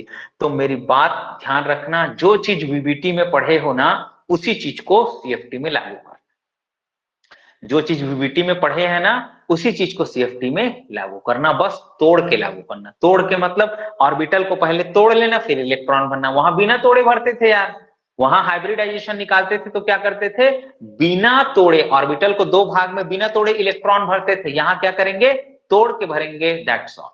अब VBT आपको CFT में फुल हेल्प करेगा। देखना, मेरी बात ध्यान से सुनना, मैं क्या बोलने जा रहा हूं। क्या पूछा है क्वेश्चन में भैया, एक बार पढ़ लो क्वेश्चन को।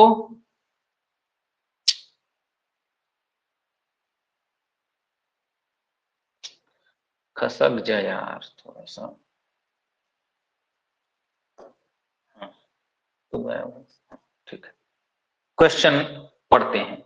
Write the electronic configuration of the following complexes on the basis of CFT and predict whether the complex are paramagnetic and diamagnetic। Complex क्या पैरामैग्नेटिक है डायमैग्नेटिक, इसको प्रेडिक्ट करने बोला है। CFSE भी निकाल लेंगे यार, यहीं पे हम लोग CFSE भी निकाल लेंगे। CFSE कहीं दिख नहीं रहा यार मेरे को निकालने का, कहीं मिस किए हैं क्या अपन, 1 मिनट मेरे को थोड़ा रिकॉल करने दो यार।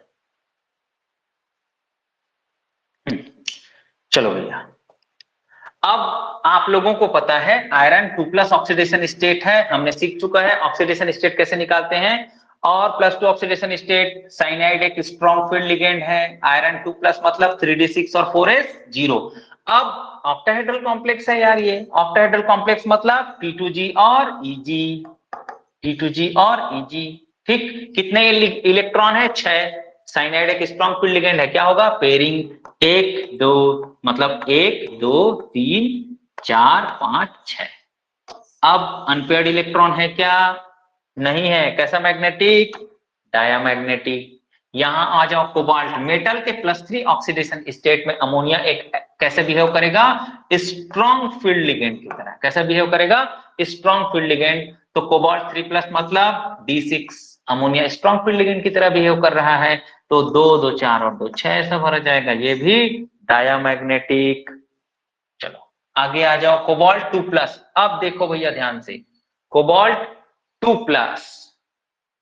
तो इस कंडीशन में क्या करेगा, अमोनिया वीक फील्ड लिगेंड की तरह बिहेव करेगा यार, वीक फील्ड लिगेंड की तरह बिहेव करेगा। तो इलेक्ट्रॉन कैसे भरे जाएंगे, D7 में 1 2 3 4 5 6 एंड 7 ऐसे भरा गया है। 1 2 3 4 5 6 7 ऐसे भरे गए हैं। 3 अनपेयर्ड इलेक्ट्रॉन है, तो कैसा हो जाएगा भैया, ये पैरामैग्नेटिक हो जाएगा। क्या हो जाएगा, पैरामैग्नेटिक हो जाएगा। मैग्नेटिक मोमेंट बोलेगा तो भी आप निकाल के बता दोगे भाई 3.83 बोर मैग्नेटॉन होगा यार, इसका मैग्नेटिक मोमेंट पैरामैग्नेटिक है ये। और जो चीज मैं बार बार अभी बोल रहा था वो यहाँ पे लिखा हुआ है, since ammonia is a moderate ligand या borderline ligand which act as a strong ligand in +3 oxidation state of metal and +2 oxidation state of metal it behaves as weak field ligand। +3 में strong field ligand अभी बताया, और +3 में sorry +2 में weak field, +3 strong +2 weak field। आगे आओ, आगे आओ भैया, चलो। कोबाल्ट, हमने इसको पढ़ा है कोबाल्ट को। कोबाल्ट 3+ के ऑक्सीडेशन स्टेट में वाटर ऑक्साइड, हाइड्रोक्साइड, फ्लोराइड, ऑक्सलेटो के साथ क्या बनाता है,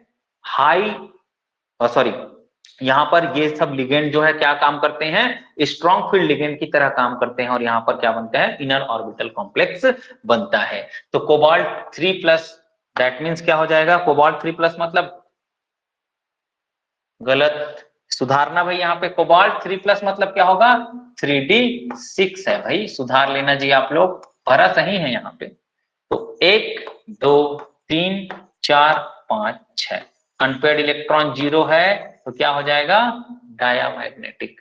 RF, ये RHF6-3, रोडियम का ऑक्सीडेशन स्टेट यहाँ क्या आ जाएगा, +3, रोडियम +3 मतलब किसकी फैमिली का है, याद नहीं आता तो फैमिली को याद कर लिया करो। फैमिली सबका क्या दे देता है भाई, डिटेल दे देता है, किसकी फैमिली का है क्या है। तो कोबाल्ट की फैमिली का है रोडियम यार, तो इसके +3 में भी डी में क्या कितने इलेक्ट्रॉन होंगे, 6 इलेक्ट्रॉन होंगे, है ना भाई। और ये 4D का मेटल है यार, ऑलवेज पेयरिंग। 4D का मेटल मतलब ऑलवेज पेयरिंग, 5D का मेटल मतलब ऑलवेज पेयरिंग। पेयरिंग करा दो भैया, 2 4 6 क्या हो गया, अनपेयर्ड इलेक्ट्रॉन 0 तो डायामैग्नेटिक। ये रुथेनियम है, रुथेनियम किसकी फैमिली, आयरन की फैमिली। फिर रुलाया, उसने ऐसे पढ़े थे ना, और क्या होता है, D6S2, N-1 D6 और NS2 होता है। अब रुथेनियम का ऑक्सीडेशन स्टेट कितना है, +2 है, मतलब डी में कितने इलेक्ट्रॉन बच गए, 6 इलेक्ट्रॉन बच गए। रुथेनियम 4D का मेटल है, मतलब पेयरिंग तो होगा ही, 2 2 4 2 6 अनपेयर्ड इलेक्ट्रॉन 0 मतलब डायामैग्नेटिक, अनपेयर्ड इलेक्ट्रॉन 0 मतलब डायामैग्नेटिक। इतने में किसी को कोई दिक्कत परेशानी,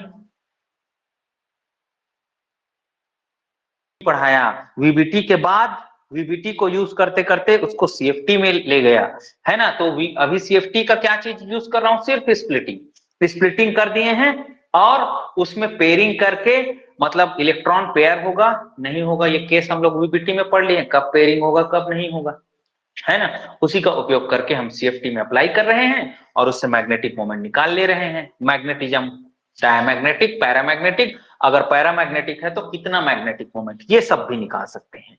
अब आ जाओ भैया, फिर से मैं सॉल्व कराता हूं इसको।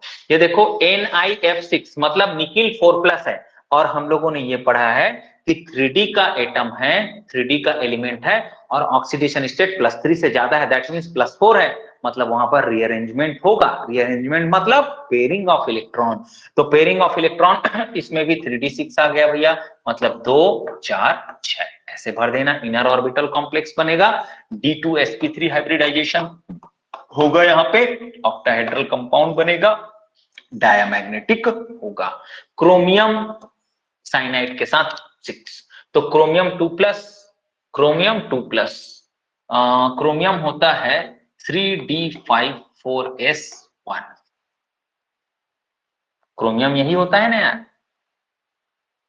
क्रोमियम यही होता है ना, 3D5 4s1 हाँ, सुधारना भैया, ये गलत लिखा है जी। 3d5 4s1 होता है क्रोमियम। अब क्रोमियम +2 ऑक्सीडेशन स्टेट में क्या हो जाएगा, यहाँ का एक इलेक्ट्रॉन जाएगा, यहाँ का एक इलेक्ट्रॉन जाएगा, मतलब 3d4 और 4s 0। 3d4 मतलब 1 2 3 और 4, सुधारो 1 2 3 और 4, ऐसे भरेगा भैया 4 इलेक्ट्रॉन, और इसको काट लेना, कर लेना पैरामैग्नेटिक, काट के क्या कर लेंगे, पैरामैग्नेटिक करेंगे। मैग्नेटिक मोमेंट अगर अनपेयर्ड इलेक्ट्रॉन 2 है तो मैग्नेटिक मोमेंट 2.73 बोर मैग्नेटॉन आएगा। ठीक है भाई, सुधार लेना इसको, गलत लिखा हुआ है। 3d5 4s1 इलेक्ट्रॉनिक कॉन्फ़िगरेशन होता है किसका, क्रोमियम का। क्रोमियम 2+ के कंडीशन में क्या हो जाएगा, एक इलेक्ट्रॉन यहां से जाएगा, एक इलेक्ट्रॉन यहां, 3d4 होगा। 4 इलेक्ट्रॉन को कैसे भरेंगे, साइनाइड एक स्ट्रॉन्ग फील्ड लिगेंड है, इसलिए हम लोग पेयरिंग कराएंगे 1 2 3 और 4। ठीक, तो ये हो जाएगा पैरामैग्नेटिक। COF6 3- सेम जैसा हम लोग भरे थे वाटर वाले केस में, वैसा इसमें भी। कोबाल्ट 3+ के कंडीशन में कैसा बिहेव करता है, कोबाल्ट 3+ के कंडीशन में फ्लोराइड, ऑक्साइड, हाइड्रोक्साइड, ऑक्सलेटो और वाटर एक स्ट्रॉन्ग फील्ड लिगेंड की तरह काम करते हैं। स्ट्रॉन्ग फील्ड लिगेंड की तरह काम करेंगे तो 6 इलेक्ट्रॉन कैसे भरे जाएंगे, 1 2 3 4 5 6, कैसा होगा, डायामैग्नेटिक। ठीक,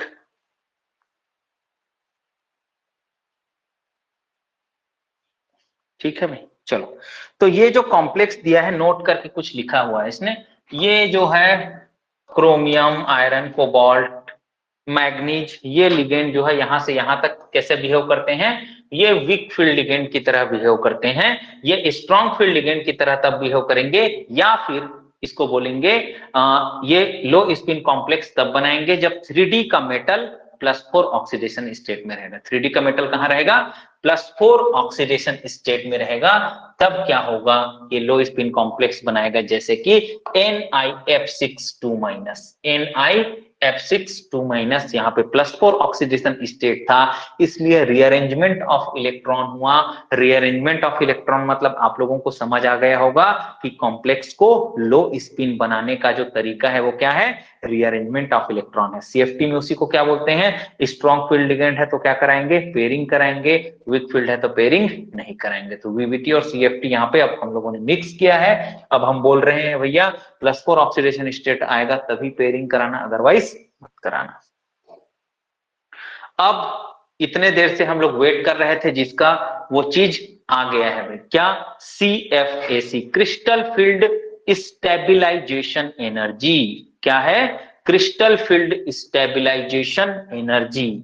चलो क्या बोल रहा है ये, CFAC is associated with thermodynamic stability of the complex. मतलब CFAC जितना ज्यादा होगा, कॉम्प्लेक्स की थर्मोडायनेमिक स्टेबिलिटी उतनी ही ज्यादा होगी। Higher the CFAC, more will be the thermodynamic stability of the complex. और क्या बोला है, value of CFSE is either negative और 0, नेवर पॉजिटिव। क्या समझे भैया, कि CFAC की वैल्यू या तो नेगेटिव होगी या तो 0 होगी, कभी भी पॉजिटिव नहीं होगी। अब ये बात कैसे प्रूफ होगा, जब हम लोग निकालेंगे। क्या करेंगे, जब हम लोग निकालेंगे ना अभी CFAC, तो ये बात क्या हो जाएगा, प्रूफ हो जाएगा कि CFAC हम लोग निकालते हैं ना, या तो नेगेटिव आता है या तो 0 आता है, कभी भी पॉजिटिव वो नहीं आता। या तो नेगेटिव आता है या तो 0 आता है, कभी भी पॉजिटिव नहीं आता। अब नेगेटिव आया तो यहाँ मैथमेटिक्स कभी मत लगाना, नेगेटिव एनर्जी रिलीज होने के प्रोसेस को बता रहा है। नेगेटिव किसको बता रहा है, एनर्जी रिलीज होने के प्रोसेस को नेगेटिव चार्ज बता रहा है। इसलिए नेगेटिव में भी जो ज्यादा होगा, नेगेटिव में जो ज्यादा होगा उसी की CFSE ज्यादा मानी जाएगी।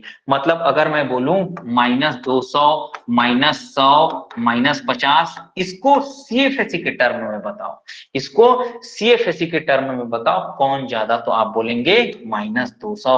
अगर इसको मैथ्स के टर्म में पूछूं कि -50 ज्यादा है, -200 ज्यादा है, तो आप क्या बोलेंगे? -50 ज्यादा है। -50 क्या है? ज्यादा है मैथ्स के टर्म में। लेकिन अगर मैं बोलूं CFSE के टर्म में क्या, कौन सा ज्यादा हो जाएगा? क्या हो जाएगा? ये वाला ज्यादा हो जाएगा। नेगेटिव जो है ना -200 वो ज्यादा, क्योंकि नेगेटिव साइन किसको इंडिकेट कर रहा है? रिलीज हो रहा है एनर्जी, इसको इंडिकेट कर रहा है। तो यहाँ पर देखो, which of the following have highest CFSE? 50 दिया है, गलत।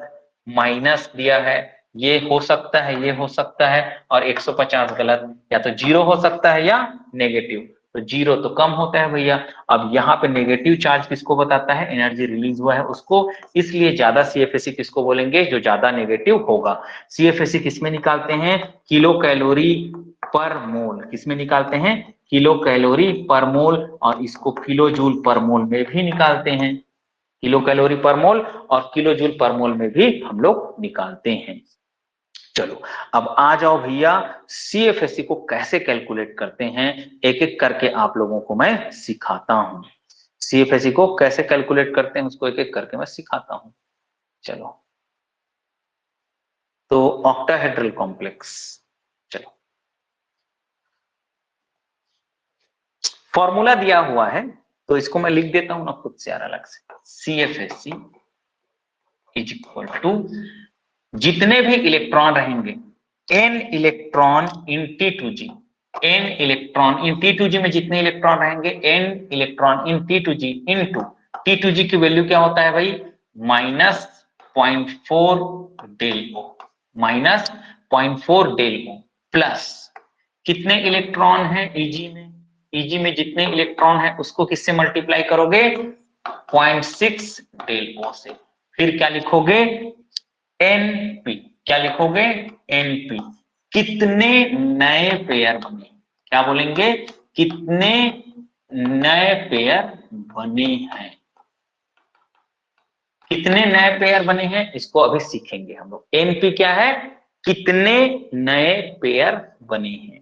ठीक है भाई, चलो यही फॉर्मूला टेट्राहेड्रल के लिए लिख लो। तो CFSE इज इक्वल टू हो जाएगा, कम एनर्जी किधर है उसका? E का, तो n इलेक्ट्रॉन E में, और E वाले की वैल्यू होती है -0.6 डेल T प्लस, ऊपर देखो भैया, ऊपर कौन है? T2 है। n electron in T2 into T2 के लिए वैल्यू क्या होता है? 0.4 डेल T। और कभी भी टेट्राहेड्रल में पेयरिंग एनर्जी का कॉन्सेप्ट नहीं आता। ऑक्टाहेड्रल कॉम्प्लेक्स में पेयरिंग एनर्जी आएगा। पेयरिंग एनर्जी वो भी किसमें दिखेगा आपको? लो स्पिन कॉम्प्लेक्स में। किसमें दिखेगा? लो स्पिन कॉम्प्लेक्स में आपको पेयरिंग एनर्जी का टर्म आता हुआ दिखेगा। हाई स्पिन में कभी भी नहीं दिखेगा।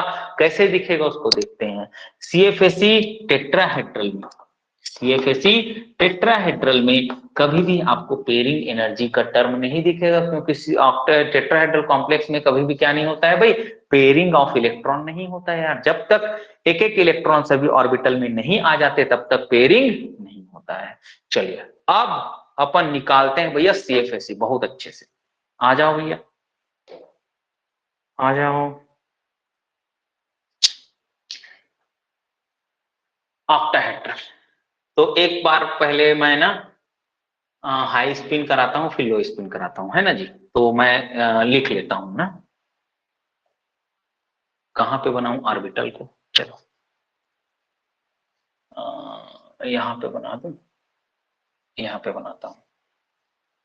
तो मैं पहले बना देता हूँ। ऑक्टाहेड्रल में स्प्लिटिंग कैसे होता है? T2G और EG, है ना जी। ठीक है, अब इलेक्ट्रॉन को भरते जाएंगे। अब देखो हाई स्पिन बना रहा हूं, मतलब इलेक्ट्रॉन का पेयरिंग नहीं कराना है। एक इलेक्ट्रॉन है किसमें? T2G में। T2G का वैल्यू क्या होता है भैया? 0.4। कितना? 0.4 -0.4। एक इलेक्ट्रॉन गुना -0.4 क्या हो जाएगा? -0.4। फिर D2 में आएंगे, दो इलेक्ट्रॉन गुना -0.4 कितना हो जाएगा? -0.8। फिर D3 में आएंगे 3 इलेक्ट्रॉन गुना -0.4 कितना हो जाएगा -1.2। अब क्या करेंगे, चौथा इलेक्ट्रॉन आ गया, चौथा इलेक्ट्रॉन आया तो क्या करेंगे 3 गुना -0.4 प्लस 1 गुना क्या करना पड़ेगा, 1 गुना ऊपर वाले का वैल्यू कितना है 0.6, तो ये -1.2 और प्लस 0.6 कितना हो जाएगा वैल्यू माइनस 0.6 टेल ओ। फिर D5 में देखेंगे, D5 में 3 गुना कितना करोगे 3 गुना 0.4 तो कितना आ जाएगा -1.2 और इसको क्या करोगे 2 गुना 0.6 कितना आ जाएगा +1.2, दोनों को जोड़ोगे क्या आ जाएगा भैया वैल्यू 0। तो हाफ फील्ड और फुल फील्ड के लिए, हाफ फील्ड और फुल फील्ड के लिए डेल ओ का जो वैल्यू आएगा वो क्या है, मतलब CFSE क्या आएगा 0 आएगा, है ना। ये आ गया। अब इतना हो गया भैया, ये D5 तक समझ आ गया सबको, D5 तक समझ आया। अब आगे मैं फिर से नया लिख के चालू करूंगा D6 से। चलो ये T2G और EG, तो D6 से चालू कर रहा हूं, 1 2 3 4 5। यहां पर क्या किए थे हम लोग 3 गुना -0.4 किए थे और इधर का वैल्यू क्या है +0.6 है। 3 गुना -0.4 किए -1.2, 2 इलेक्ट्रॉन है तो 2 गुना 0.6 किए +1.2, दोनों का वैल्यू क्या आ गया जोड़ेंगे तो 0। अब भैया अब इलेक्ट्रॉन को हम लोग और भरते जाते हैं, इलेक्ट्रॉन को क्या करते जाते हैं भरते जाते हैं। कौन सा इलेक्ट्रॉन छठवा, छठवा भरेंगे तो ये पहले D5 तक का वैल्यू क्या हो गया है 0, तो 1 इलेक्ट्रॉन आ गया, 1 इलेक्ट्रॉन आ गया, 1 इलेक्ट्रॉन मतलब 0.4, फिर ये 2 इलेक्ट्रॉन 0.8, 3 इलेक्ट्रॉन मतलब 0.1.2, फिर चौथा इलेक्ट्रॉन, चौथा इलेक्ट्रॉन मतलब ये देखो चौथा इलेक्ट्रॉन का क्या हुआ था 0.6, अब फिर पांचवा क्या हुआ था 0, ये भी 0 तो ये भी 0, है ना। आप लोग ऐसे भी करके निकाल सकते हैं कि T2G में जितना इलेक्ट्रॉन है उसको 0.4 से मल्टीप्लाई कर देना प्लस EG में जितना इलेक्ट्रॉन है उसको किससे मल्टीप्लाई कर देना 0.6 से मल्टीप्लाई कर देना, दोनों वैल्यू को जोड़ देना, इधर का माइनस में आएगा उधर का प्लस, प्लस माइनस को जोड़ोगे तो हमेशा माइनस वाला वैल्यू ज्यादा मिलेगा यहाँ पे, तो CFSE या तो माइनस में मिलेगा या तो आपको 0 मिलेगा, कभी भी प्लस नहीं मिल रहा है। और हमको कोई एक्स्ट्रा पेयर देखने को मिल रहा है क्या, नहीं मिल रहा है। अब एक्स्ट्रा पेयर दिखाने के लिए मैं कैसे करूं, देखो उसको भी यहीं दिखाता हूं मैं, देखना ध्यान से।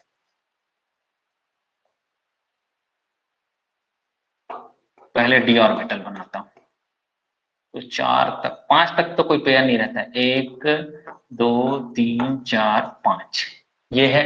अब इस 5 इलेक्ट्रॉन को मैं यहां भर रहा हूं, कहां भर रहा हूं भैया यहाँ पे 1 2 3 4 5, कोई पेयर आया क्या, नहीं आया।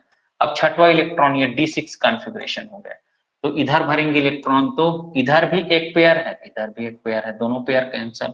D7 इधर भी एक पेयर है उधर इधर भी 2 पेयर है इधर भी 2 पेयर कैंसल। D8 इधर भी 3 पेयर है इधर भी 3 पेयर है। D9 इधर भी 4 पेयर है इधर भी 4 पेयर है।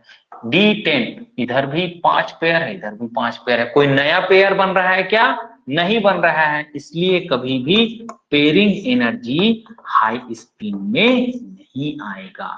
पेयरिंग एनर्जी किसमें नहीं आएगा, हाई स्पिन में कभी भी नहीं आएगा, क्योंकि नया पेयर नहीं बन रहा है, नया इलेक्ट्रॉन पेयर नहीं बन रहा है। तो ये CFSE हो गया आपका हाई स्पिन कॉम्प्लेक्सेस में, जिसको बोलते हैं हम लोग हाई स्पिन कॉम्प्लेक्स को स्पिन फ्री कॉम्प्लेक्स है, आउटर ऑर्बिटल कॉम्प्लेक्स है। चलो अब आओ भैया उधर लो स्पिन कॉम्प्लेक्स में आ जाओ, उधर लो स्पिन कॉम्प्लेक्स में आ जाओ। लो अरे लो स्पिन कॉम्प्लेक्स में आ जाओ भैया, तो लो स्पिन कॉम्प्लेक्स का हम लोग बनाते हैं। अब यहीं पे बनाऊंगा ना टेट्राहेड्रल का भी, सॉरी टेट्राहेड्रल बोलता हूँ, ऑक्टाहेड्रल लो स्पिन। तो ये बना दिया मैंने, क्या बनाया T2G और ये है EG। अब इलेक्ट्रॉन को भरते चलते हैं, इलेक्ट्रॉन को भर रहे हैं। तो D1 एक इलेक्ट्रॉन है, 1 इंटू -0.4। इधर की वैल्यू क्या है? किसका माइक ऑन है भाई? बंद कर दीजिए अगर कुछ नहीं पूछना है तो।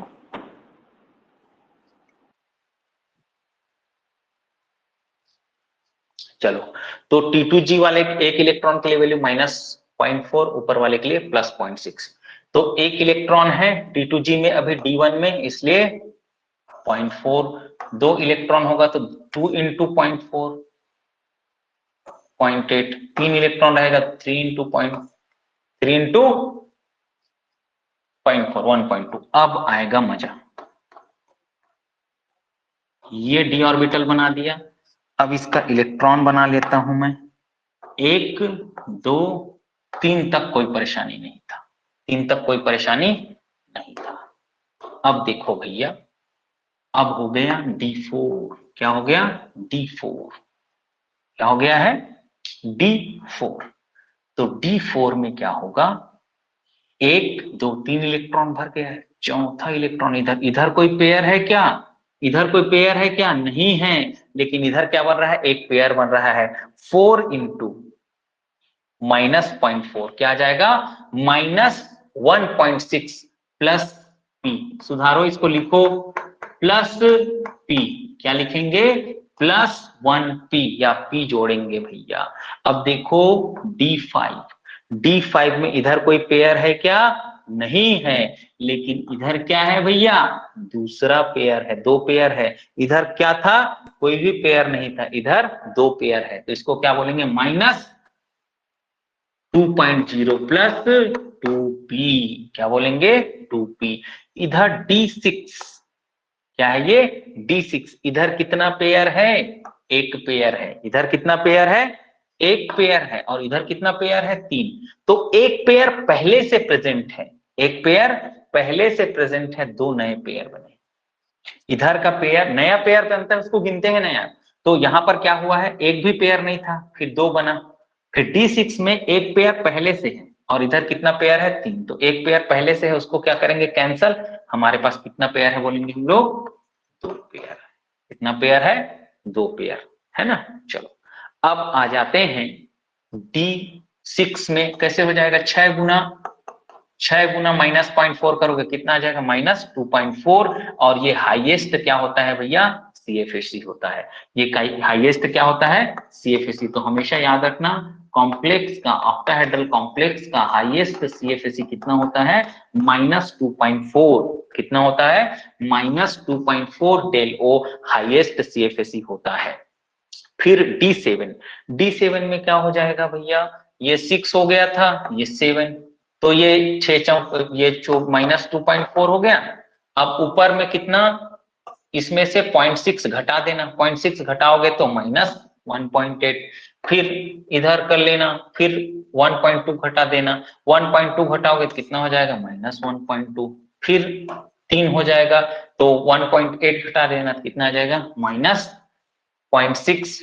फिर इधर भी 6 चौक 24, इधर भी 24 मतलब -2.4, और ऊपर का +2.4। तो क्या आ जाएगा? जोड़ोगे तो दोनों को 0 आ जाएगा। क्या आ जाएगा भैया? 0। तो ये टर्म ऐड कर लेना पेयरिंग वाला भाई। D4 D5 D6 में, D4 में इधर कुछ भी पेयर नहीं था, उधर एक नया बना, इसलिए P लिखे। D5 में 2 पेयर नए बने, इधर कोई भी पेयर नहीं था, उधर 2 पेयर था, इसलिए उधर लिखे।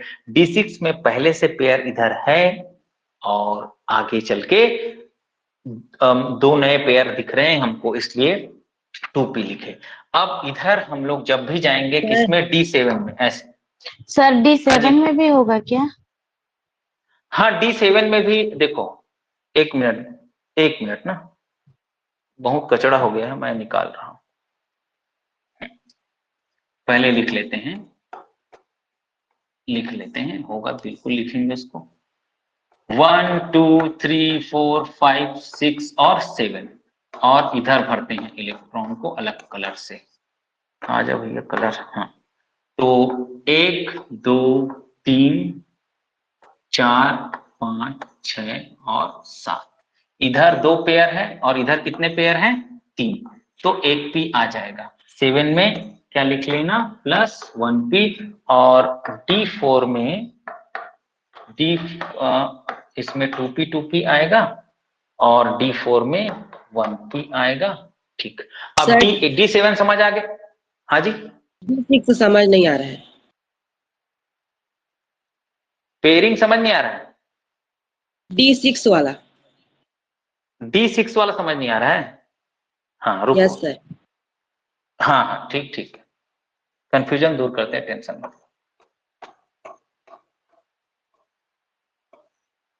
1 2 3 4 5 और 6। अब बताओ पुराने इलेक्ट्रॉनिक कॉन्फ़िगरेशन में कितने पेयर हैं? कितने पेयर हैं जी? एक है ना। अब नए में बात करते हैं, 1 2 3 4 5 और 6। यहाँ कितने पेयर हैं? 3 है ना, 3। तो ये पेयरिंग वाला इलेक्ट्रॉन पहले से अवेलेबल है। यहां बात करेंगे तो 2 नए पेयर मिले हैं। कितने नए पेयर मिले हैं? 2। मतलब जो ये पेयरिंग एनर्जी की बात कर रहा हूं ना, ये पेयरिंग पहले से कहां है? वो अपने ग्राउंड स्टेट में। कहां है? ग्राउंड स्टेट में ही इसकी पेयरिंग के लिए एनर्जी ये पहले से ले चुका है। तो और पेयरिंग के लिए एनर्जी कंज्यूम वो नहीं करेगा। ठीक है, अब ये D6 समझ आया? D6 में पहले से एक पेयर था, तो 2 पेयर और है, तो इधर के पेयर को घटा देना इधर के पेयर। तो इधर 1 पेयर है, इधर 3 पेयर है, तो 1 पेयर पुराना है और 2 पेयर हम बोलेंगे नया बन गया। ठीक है भाई। और D4 का तो समझ आया आपको? D4 जैसे मैं बोलूं 1 2 3 4, इधर कोई पेयर नहीं है और हम लोग ऐसे करके 1 2 3 4 ऐसे एक पेयर बना। फिर D5 में कोई भी पेयर नहीं है, ये 2 पेयर बना। इधर कोई पेयर नहीं है ना जी, और इधर नया पेयर बन रहा है, उसी को गिनेंगे। अब D6 की मैं बात कर रहा हूं, D6 में भैया एक पेयर पहले से है और इधर 2 पेयर नया बना, तो ये पेयर और ये पेयर कैंसिल हो जाएगा, 2 नए पेयर बनेंगे। जो 2 नए पेयर बनेंगे उसी को हम लोग गिनेंगे। अब बताओ समझ आया कि नहीं? Yes sir. आ गया ना? हाँ ठीक। कई बुक में, ग्रेजुएशन लेवल की बुक में गलत दिया हुआ रहता है भाई, 3p दिया रहता है, सुधार लेना उसको। इवन कई मतलब जो इंग्लिश मीडियम की मतलब कई तो बुक आती है ना, उसमें भी गलत गलत दिया रहता है ना। तो ग्रेजुएशन लेवल का बुक चलता है, युगबोध नवबोध, इसमें भी गलतियां थी, सुधारा गया है इस बार। अब देखो लोग सुधारते हैं कि नहीं। ठीक है, हम लोग गलत गलत पढ़ते थे। वो एक बुक आता था ना, क्या बोलते हैं उसको, MMN टंडन, वैसे रहता था क्या, MMN टंडन, यूनिफाइड केमिस्ट्री वाला है ना, उसमें भी गलत दिया हुआ है। 3p देता है, किसका? D6 का, गलत है। अब मैं बात कर रहा था D7 का। आ जाओ भैया, अब D7 का बात करते हैं थोड़ा सा यार। 1 2 1 2 3 D7 आ जाओ। एक तो इधर पहले D7 बना लेता हूं ना, फिर वही दिक्कत हो जाएगी। 1 2 3 4 5 6 और 7, तो 2 2 4 और 2 6 1 7। ठीक है, तो यहाँ पहले से 2 पेयर अवेलेबल है, तो इधर 3 पेयर है, 2 पेयर इधर है, तो कितना एक आ जाएगा पेयर? एक भी आ जाएगा यार। D8 यहाँ भी 3 पेयर है और यहाँ भी 3 पेयर है ना, तो 3 पेयर इधर भी है, 3 पेयर इधर, 0 पेयरिंग होगा। D9 इधर भी 4 पेयर है, 3 और 1 4 पेयर इधर है, इसलिए नहीं आएगा। D10 5 पेयर इधर है, 5 पेयर इधर भी है, इसलिए पेयरिंग नहीं आएगा। तो D5 और D6 में 2p और D7 में p है ना, और D4 में p। तो 4 5 6 7, इसीलिए बोलते हैं ना, जो लिगेंड फील्ड स्ट्रेंथ है ना, कौन से का ligand field strength? Strong ligand. वो किसमें काम करता है, लिखाया था कल के क्लास में, D4 D5 D6 D7 में काम करता है। मैंने एक चीज पढ़ाया था आप लोगों को, कंक्लूजन फॉर कोऑर्डिनेशन नंबर 6 वहां पे ये बताया था। तो लिगेंड फील्ड स्ट्रेंथ जो है हाई स्पिन लो स्पिन जिसको हम बोलते हैं वो कहाँ काम करता है, D4 D5 D6 D7 में, इसीलिए हमको पेयरिंग यहाँ पे दिखता है। क्या दिखता है, पेयरिंग हमको होते हुए दिखता है। अब आप लोग CFSE सारे का निकाल सकते हैं।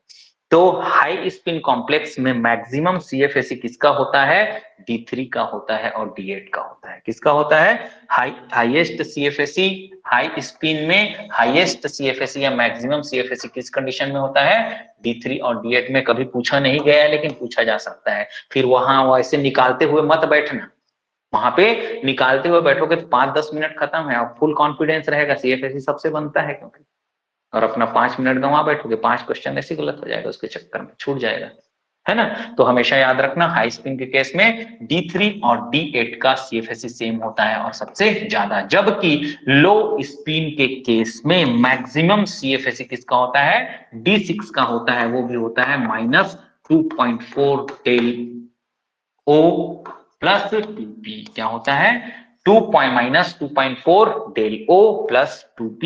ये मैक्सिमम CFSE होता है कोई भी ऑक्टाहेड्रल कॉम्प्लेक्स में। कोई भी आपको पूछ दे बिना कुछ दिए कि ऑक्टाहेड्रल कॉम्प्लेक्स में मैक्सिमम CFSE कितना होता है, तो आप क्या बोलेंगे, -2.4 डेल O प्लस 2P। ये मैक्सिमम CFSE पॉसिबल है किसके लिए, ऑक्टाहेड्रल कॉम्प्लेक्स के लिए। हाई स्पिन कॉम्प्लेक्स के लिए मैक्सिमम CFSE D3 और D8 के कंडीशन में मिलता है, जो कि होता है -1.2।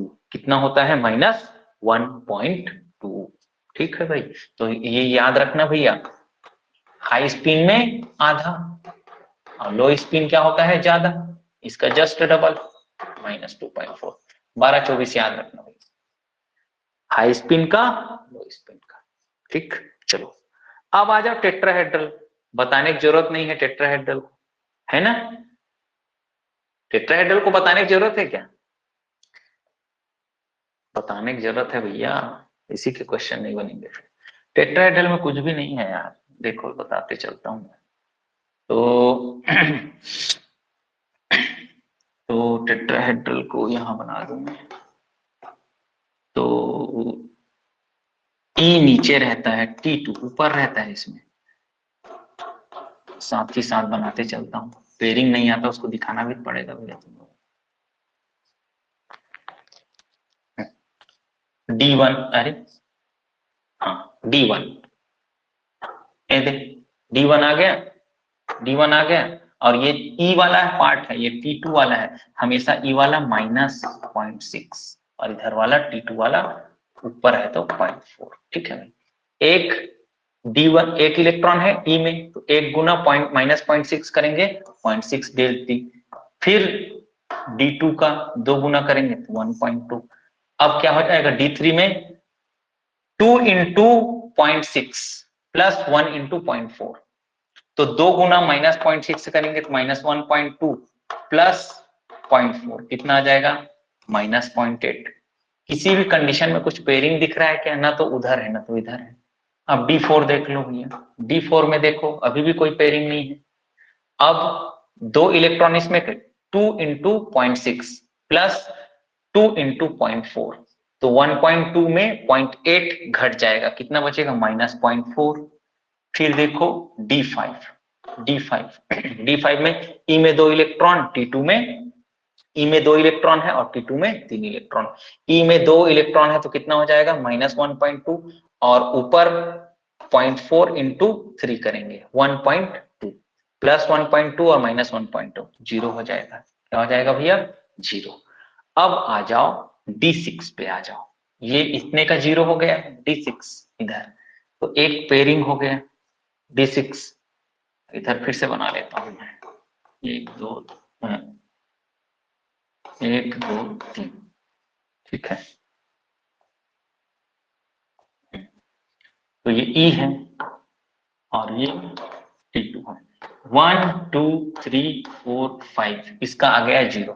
अब D6 करेंगे, D6 मतलब इधर का -0.6 ऊपर का +0.4, 3 into -0.6 plus 3 into 0.4, 6 18, 1.8 plus 1.2, 1 minus 1.8 और प्लस 1.2 क्या आ जाएगा, माइनस 0.6 डेल्टी। अब पेयरिंग देखो भैया, D6 में इधर भी एक पेयर है, इधर भी एक पेयर है। फिर D7 में देखो, इधर भी दो पेयर है, दो पेयर, कभी भी पेयरिंग नहीं आएगा। अब इधर CFA निकालोगे, 6 चौक 24, 24 में 12 गया 12, 24 में 12 गया 12 D7 का। फिर D8 का, इधर देखो, इधर 24, 24 में कितना चले जाएगा, 16, 8 बचेगा, मतलब माइनस 0.8। फिर इधर देखो 24 में फिर कितना चले जाएगा, 5 चौके 20, 0.4 आएगा। ठीक, इधर देखो 24 में 6 चौक 24 और उधर भी 4 6 24, 24 में 24 चले जाएगा जी। तो फुल फील्ड और हाफ फील्ड के कंडीशन में, फुल फील्ड और हाफ फील्ड के कंडीशन में हमेशा क्या आएगा, CFSE 0 आएगा। क्या आएगा, CFSE 0, crystal field stabilization energy 0 आएगा भैया। ठीक है भाई, ये हुआ आपका CFSE कैलकुलेशन। और टेट्राहेड्रल कॉम्प्लेक्स हमेशा हाई स्पिन होता है। इलेक्ट्रॉन को बिल्कुल कैसे भरेंगे, प्यार से भरना, एक एक करके। कैसे एक एक करके भरेंगे, पहले नीचे भर लेना फिर ऊपर भरना है। मतलब टेट्राहेड्रल में मैं बार बार बता रहा हूं आप लोगों को, इलेक्ट्रॉन आपको बिल्कुल ध्यान से भरना है। कैसे भरेंगे, 1 2 3 4 5 6 7 8 9 और 10, हमेशा हमेशा हमेशा ऐसे ही भरेंगे भैया। हमेशा हाई स्पिन कॉम्प्लेक्स बनाता है टेट्राहेड्रल, हुंड के रूल को फॉलो करता है। हुंड के रूल को फॉलो कौन नहीं करता, हुंड के रूल को फॉलो लो स्पिन ऑक्टाहेड्रल कॉम्प्लेक्स हुंड के रूल को फॉलो नहीं करता है। ठीक भाई, तो ये हुआ आपका टेट्राहेड्रल कॉम्प्लेक्स में CFSE कैलकुलेशन, ऑक्टाहेड्रल के हाई स्पिन और लो स्पिन कॉम्प्लेक्स में CFSE कैलकुलेशन। ठीक, आया भाई समझ सबको, कहीं कोई दिक्कत है पूछिए। आ जाओ भैया, अपने को इधर का चुनाव करना है।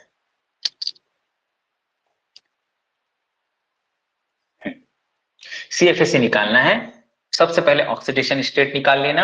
ऑक्सीडेशन स्टेट निकालेंगे, कोबाल्ट 2+ मतलब 3D7 और 4s0। इलेक्ट्रॉन, ये टेट्राहेड्रल दिख रहा है आपको, है ना। कंडीशन कौन सा यूज करेंगे, हमेशा VBT का कंडीशन हमको नहीं भूलना है। ठीक है, अब इलेक्ट्रॉन को भरेंगे 1 2 3 4 5 6 और 7। अब कैलकुलेशन किया है, E वाले का वैल्यू क्या होता है, -0.6, ये 4 इंटू -0.6 प्लस 3 इंटू 0.4 डेल्टी। और इधर तो ये पेयरिंग नहीं होता तो 0 ही होता है, तो ये -2.4 प्लस 1.2 कितना आ गया, -1.2 डेल्टी। ऐसे ही सब दिया हुआ है, सारा चीज दिया हुआ है। कोई कंफ्यूजन है तो मेरे से पूछ लो भाई, कोई कंफ्यूजन है तो मेरे से पूछ लो आप। हाँ, एक चीज ये सर समझाने ये लायक है। 7 नंबर का रुथेनियम वाला बताइए ना, रॉन्ग लग रहा है थोड़ा सा। हाँ, रॉन्ग थोड़ा सा नहीं, वो पूरा रॉन्ग है। ठीक है भाई, तो आप लोगों को यही रॉन्ग, थर्ड नंबर का जो इलेक्ट्रॉन्स की फिलिंग हुई थर्ड में, उसको देख। हाँ हाँ रुकिए, देख रहा हूँ मैडम, देख रहा हूँ। ये तो ठीक है मैडम, आयरन 2+ है ना, आयरन 2+ में 3D6 होगा और साइनाइड एक स्ट्रॉन्ग फील्ड लिगेंड है। D6 में इलेक्ट्रॉन कैसे भरे जाएंगे, 1 2 3 और 4 5 6। ये तो वो ठीक है सर मैडम। बीच में जो हुआ है ना सर, वो एक ही है ऐसा दिख रहा था, इससे पूछी मैं। अच्छा, दो ठो है मैडम, है ना।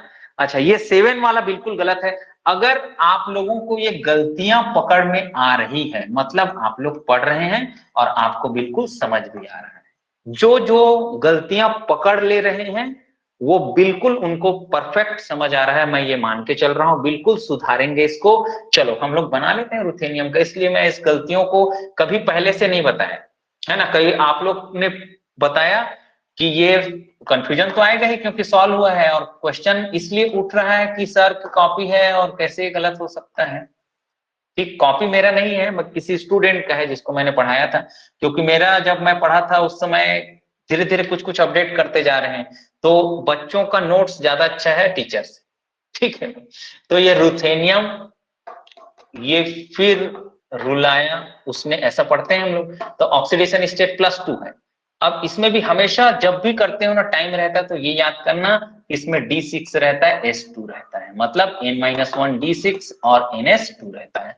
+3 ऑक्सीडेशन स्टेट में यहाँ का 2 चले जाएगा, यहाँ का 1 चले जाएगा, मतलब क्या बचेगा D5 बचेगा। क्या बचेगा भैया D5।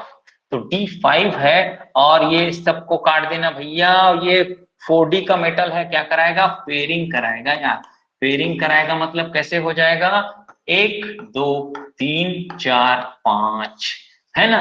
और यहाँ पर क्या आ जाएगा CFAC निकालेंगे तो ये T2G वाला पार्ट है। T2G कितना कंट्रीब्यूट करता है 0.4 कंट्रीब्यूट करता है। 4 माइनस 0.4 इंटू 5 इलेक्ट्रॉन और कितना पेयर बनता है D5 में D5 में 2 पेयर बनते हैं। तो क्या हो जाएगा CFAC -2.0 del O plus 2p।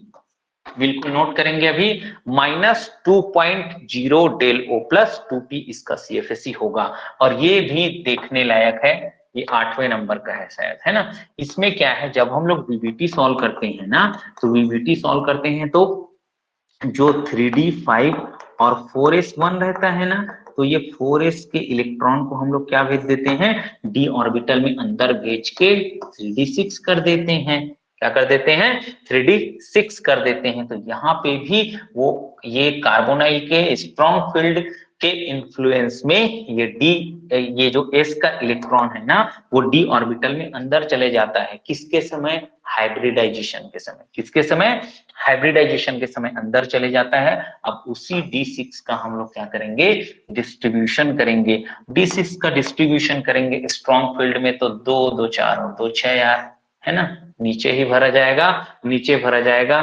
Diamagnetic अभी निकाले थे, अब यहाँ पर CFAC निकालेंगे क्या हो जाएगा 6 इलेक्ट्रॉन गुना ये T2 की वैल्यू क्या होती है -0.4 और D6 में नया पेयर कितना बनता है 2p बनता है। वैल्यू आ जाएगा -2.4 डेल O प्लस 2p।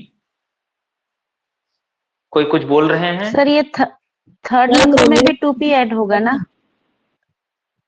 हाँ थर्ड नंबर में भी 2p ऐड होगा, बिल्कुल थर्ड नंबर में भी 2p ऐड होगा, ऐड कर लीजिएगा बिल्कुल। सर क्रोमियम वाले में तो D4 होता है ना उसका इलेक्ट्रॉन वो कहाँ पे क्रोमियम वाले का D4 होता है, फिर पूरे से इलेक्ट्रॉन जाते हैं तो वाह ये देखो ना यार, क्रोमियम 0 है ना जी, क्रोमियम 0 है तो D3D5 4s1 होता है एक्सेप्शनल इलेक्ट्रॉनिक कॉन्फ़िगरेशन इसका। याद करो क्रोमियम के वैलेंस शेल में कितने इलेक्ट्रॉन 6, 5 डी के और 1 एस के। इसके बाद मैग्नीज आता है, मैग्नीज में क्या होता है 3D5 और 4s2। मैग्नीज में क्या होता है 3D5 और 4s2। क्रोमियम का होता है 3D5 और 4s1। याद आया नम्रता। Yes sir. आ गया ना सर ये 4 नंबर हाँ। भी रॉन्ग है क्या, देख लीजिए एक बार। हाँ जरूर जरूर देखते हैं भैया। 4 नंबर 4 इरिडियम वाला, इरिडियम का। अच्छा ये भी गलत है, बिल्कुल गलत है। हाँ, चलो सुधारते हैं ना, कोई दिक्कत नहीं, सुधार रहे हैं इसको। काटो इसको पहले तो। Iridium 4+, iridium 4+। इरिडियम किसकी फैमिली का कोबाल्ट की फैमिली का। कौन रहेगा इधर तो ये D7 और S2 रहता है ना। Chromium sorry cobalt. तो ये देखो भाई ये 2 यहां से जाएगा, 2 यहां से जाएगा, क्या बच जाएगा D5। D5 मतलब 1 2 3 1 2, तो 1 2 3 4 5 इलेक्ट्रॉन ऐसे भरे जाएंगे। 5 इलेक्ट्रॉन भरे गए मतलब क्या हो जाएगा 5 इंटू माइनस 0.4 प्लस 2p होता है -2.0 del 2.0 del O plus 2p इसका आ जाएगा CFAC। ठीक है भाई, ये गलत है। चौथे नंबर का सुधार लेना, 7वें नंबर का भी मैंने सुधरवाया है और ये तो सही है। Fe3+, Fe3+ है है ना, वीक फील्ड लिगेंड है क्लोराइड, एक एक इलेक्ट्रॉन आएगा 1 2 3 4 5 और हाफ फील्ड में आप लोग निकाल के देख लेना 3 इंटू -0.4 प्लस 2 इंटू 0.6 ये -1.2 plus 1.2 is equal to 0 CFSE आएगा, इक्वल टू 0 CFSE आएगा। ठीक, चलो बाकी ये 5वें नंबर का सही बना है, इसको सुधार लेना भाई आप लोग, है ना, सुधार लेना बिल्कुल, चौथे वाले को ये लिखा हुआ है, अभी सुधारोगे तभी सुधार लो।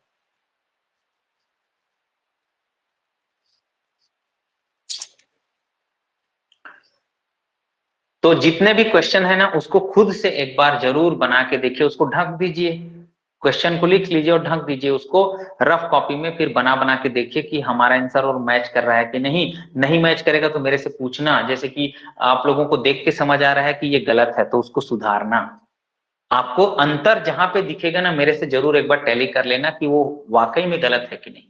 जैसे कि ये गलत है, 7वां वाला भी गलत था, हाँ ये कॉपर वाला बिल्कुल सही है। अब एप्लीकेशन ऑफ CFSE, तो एप्लीकेशन ऑफ CFSE को भैया मैं अगली क्लास में पढ़ाऊंगा।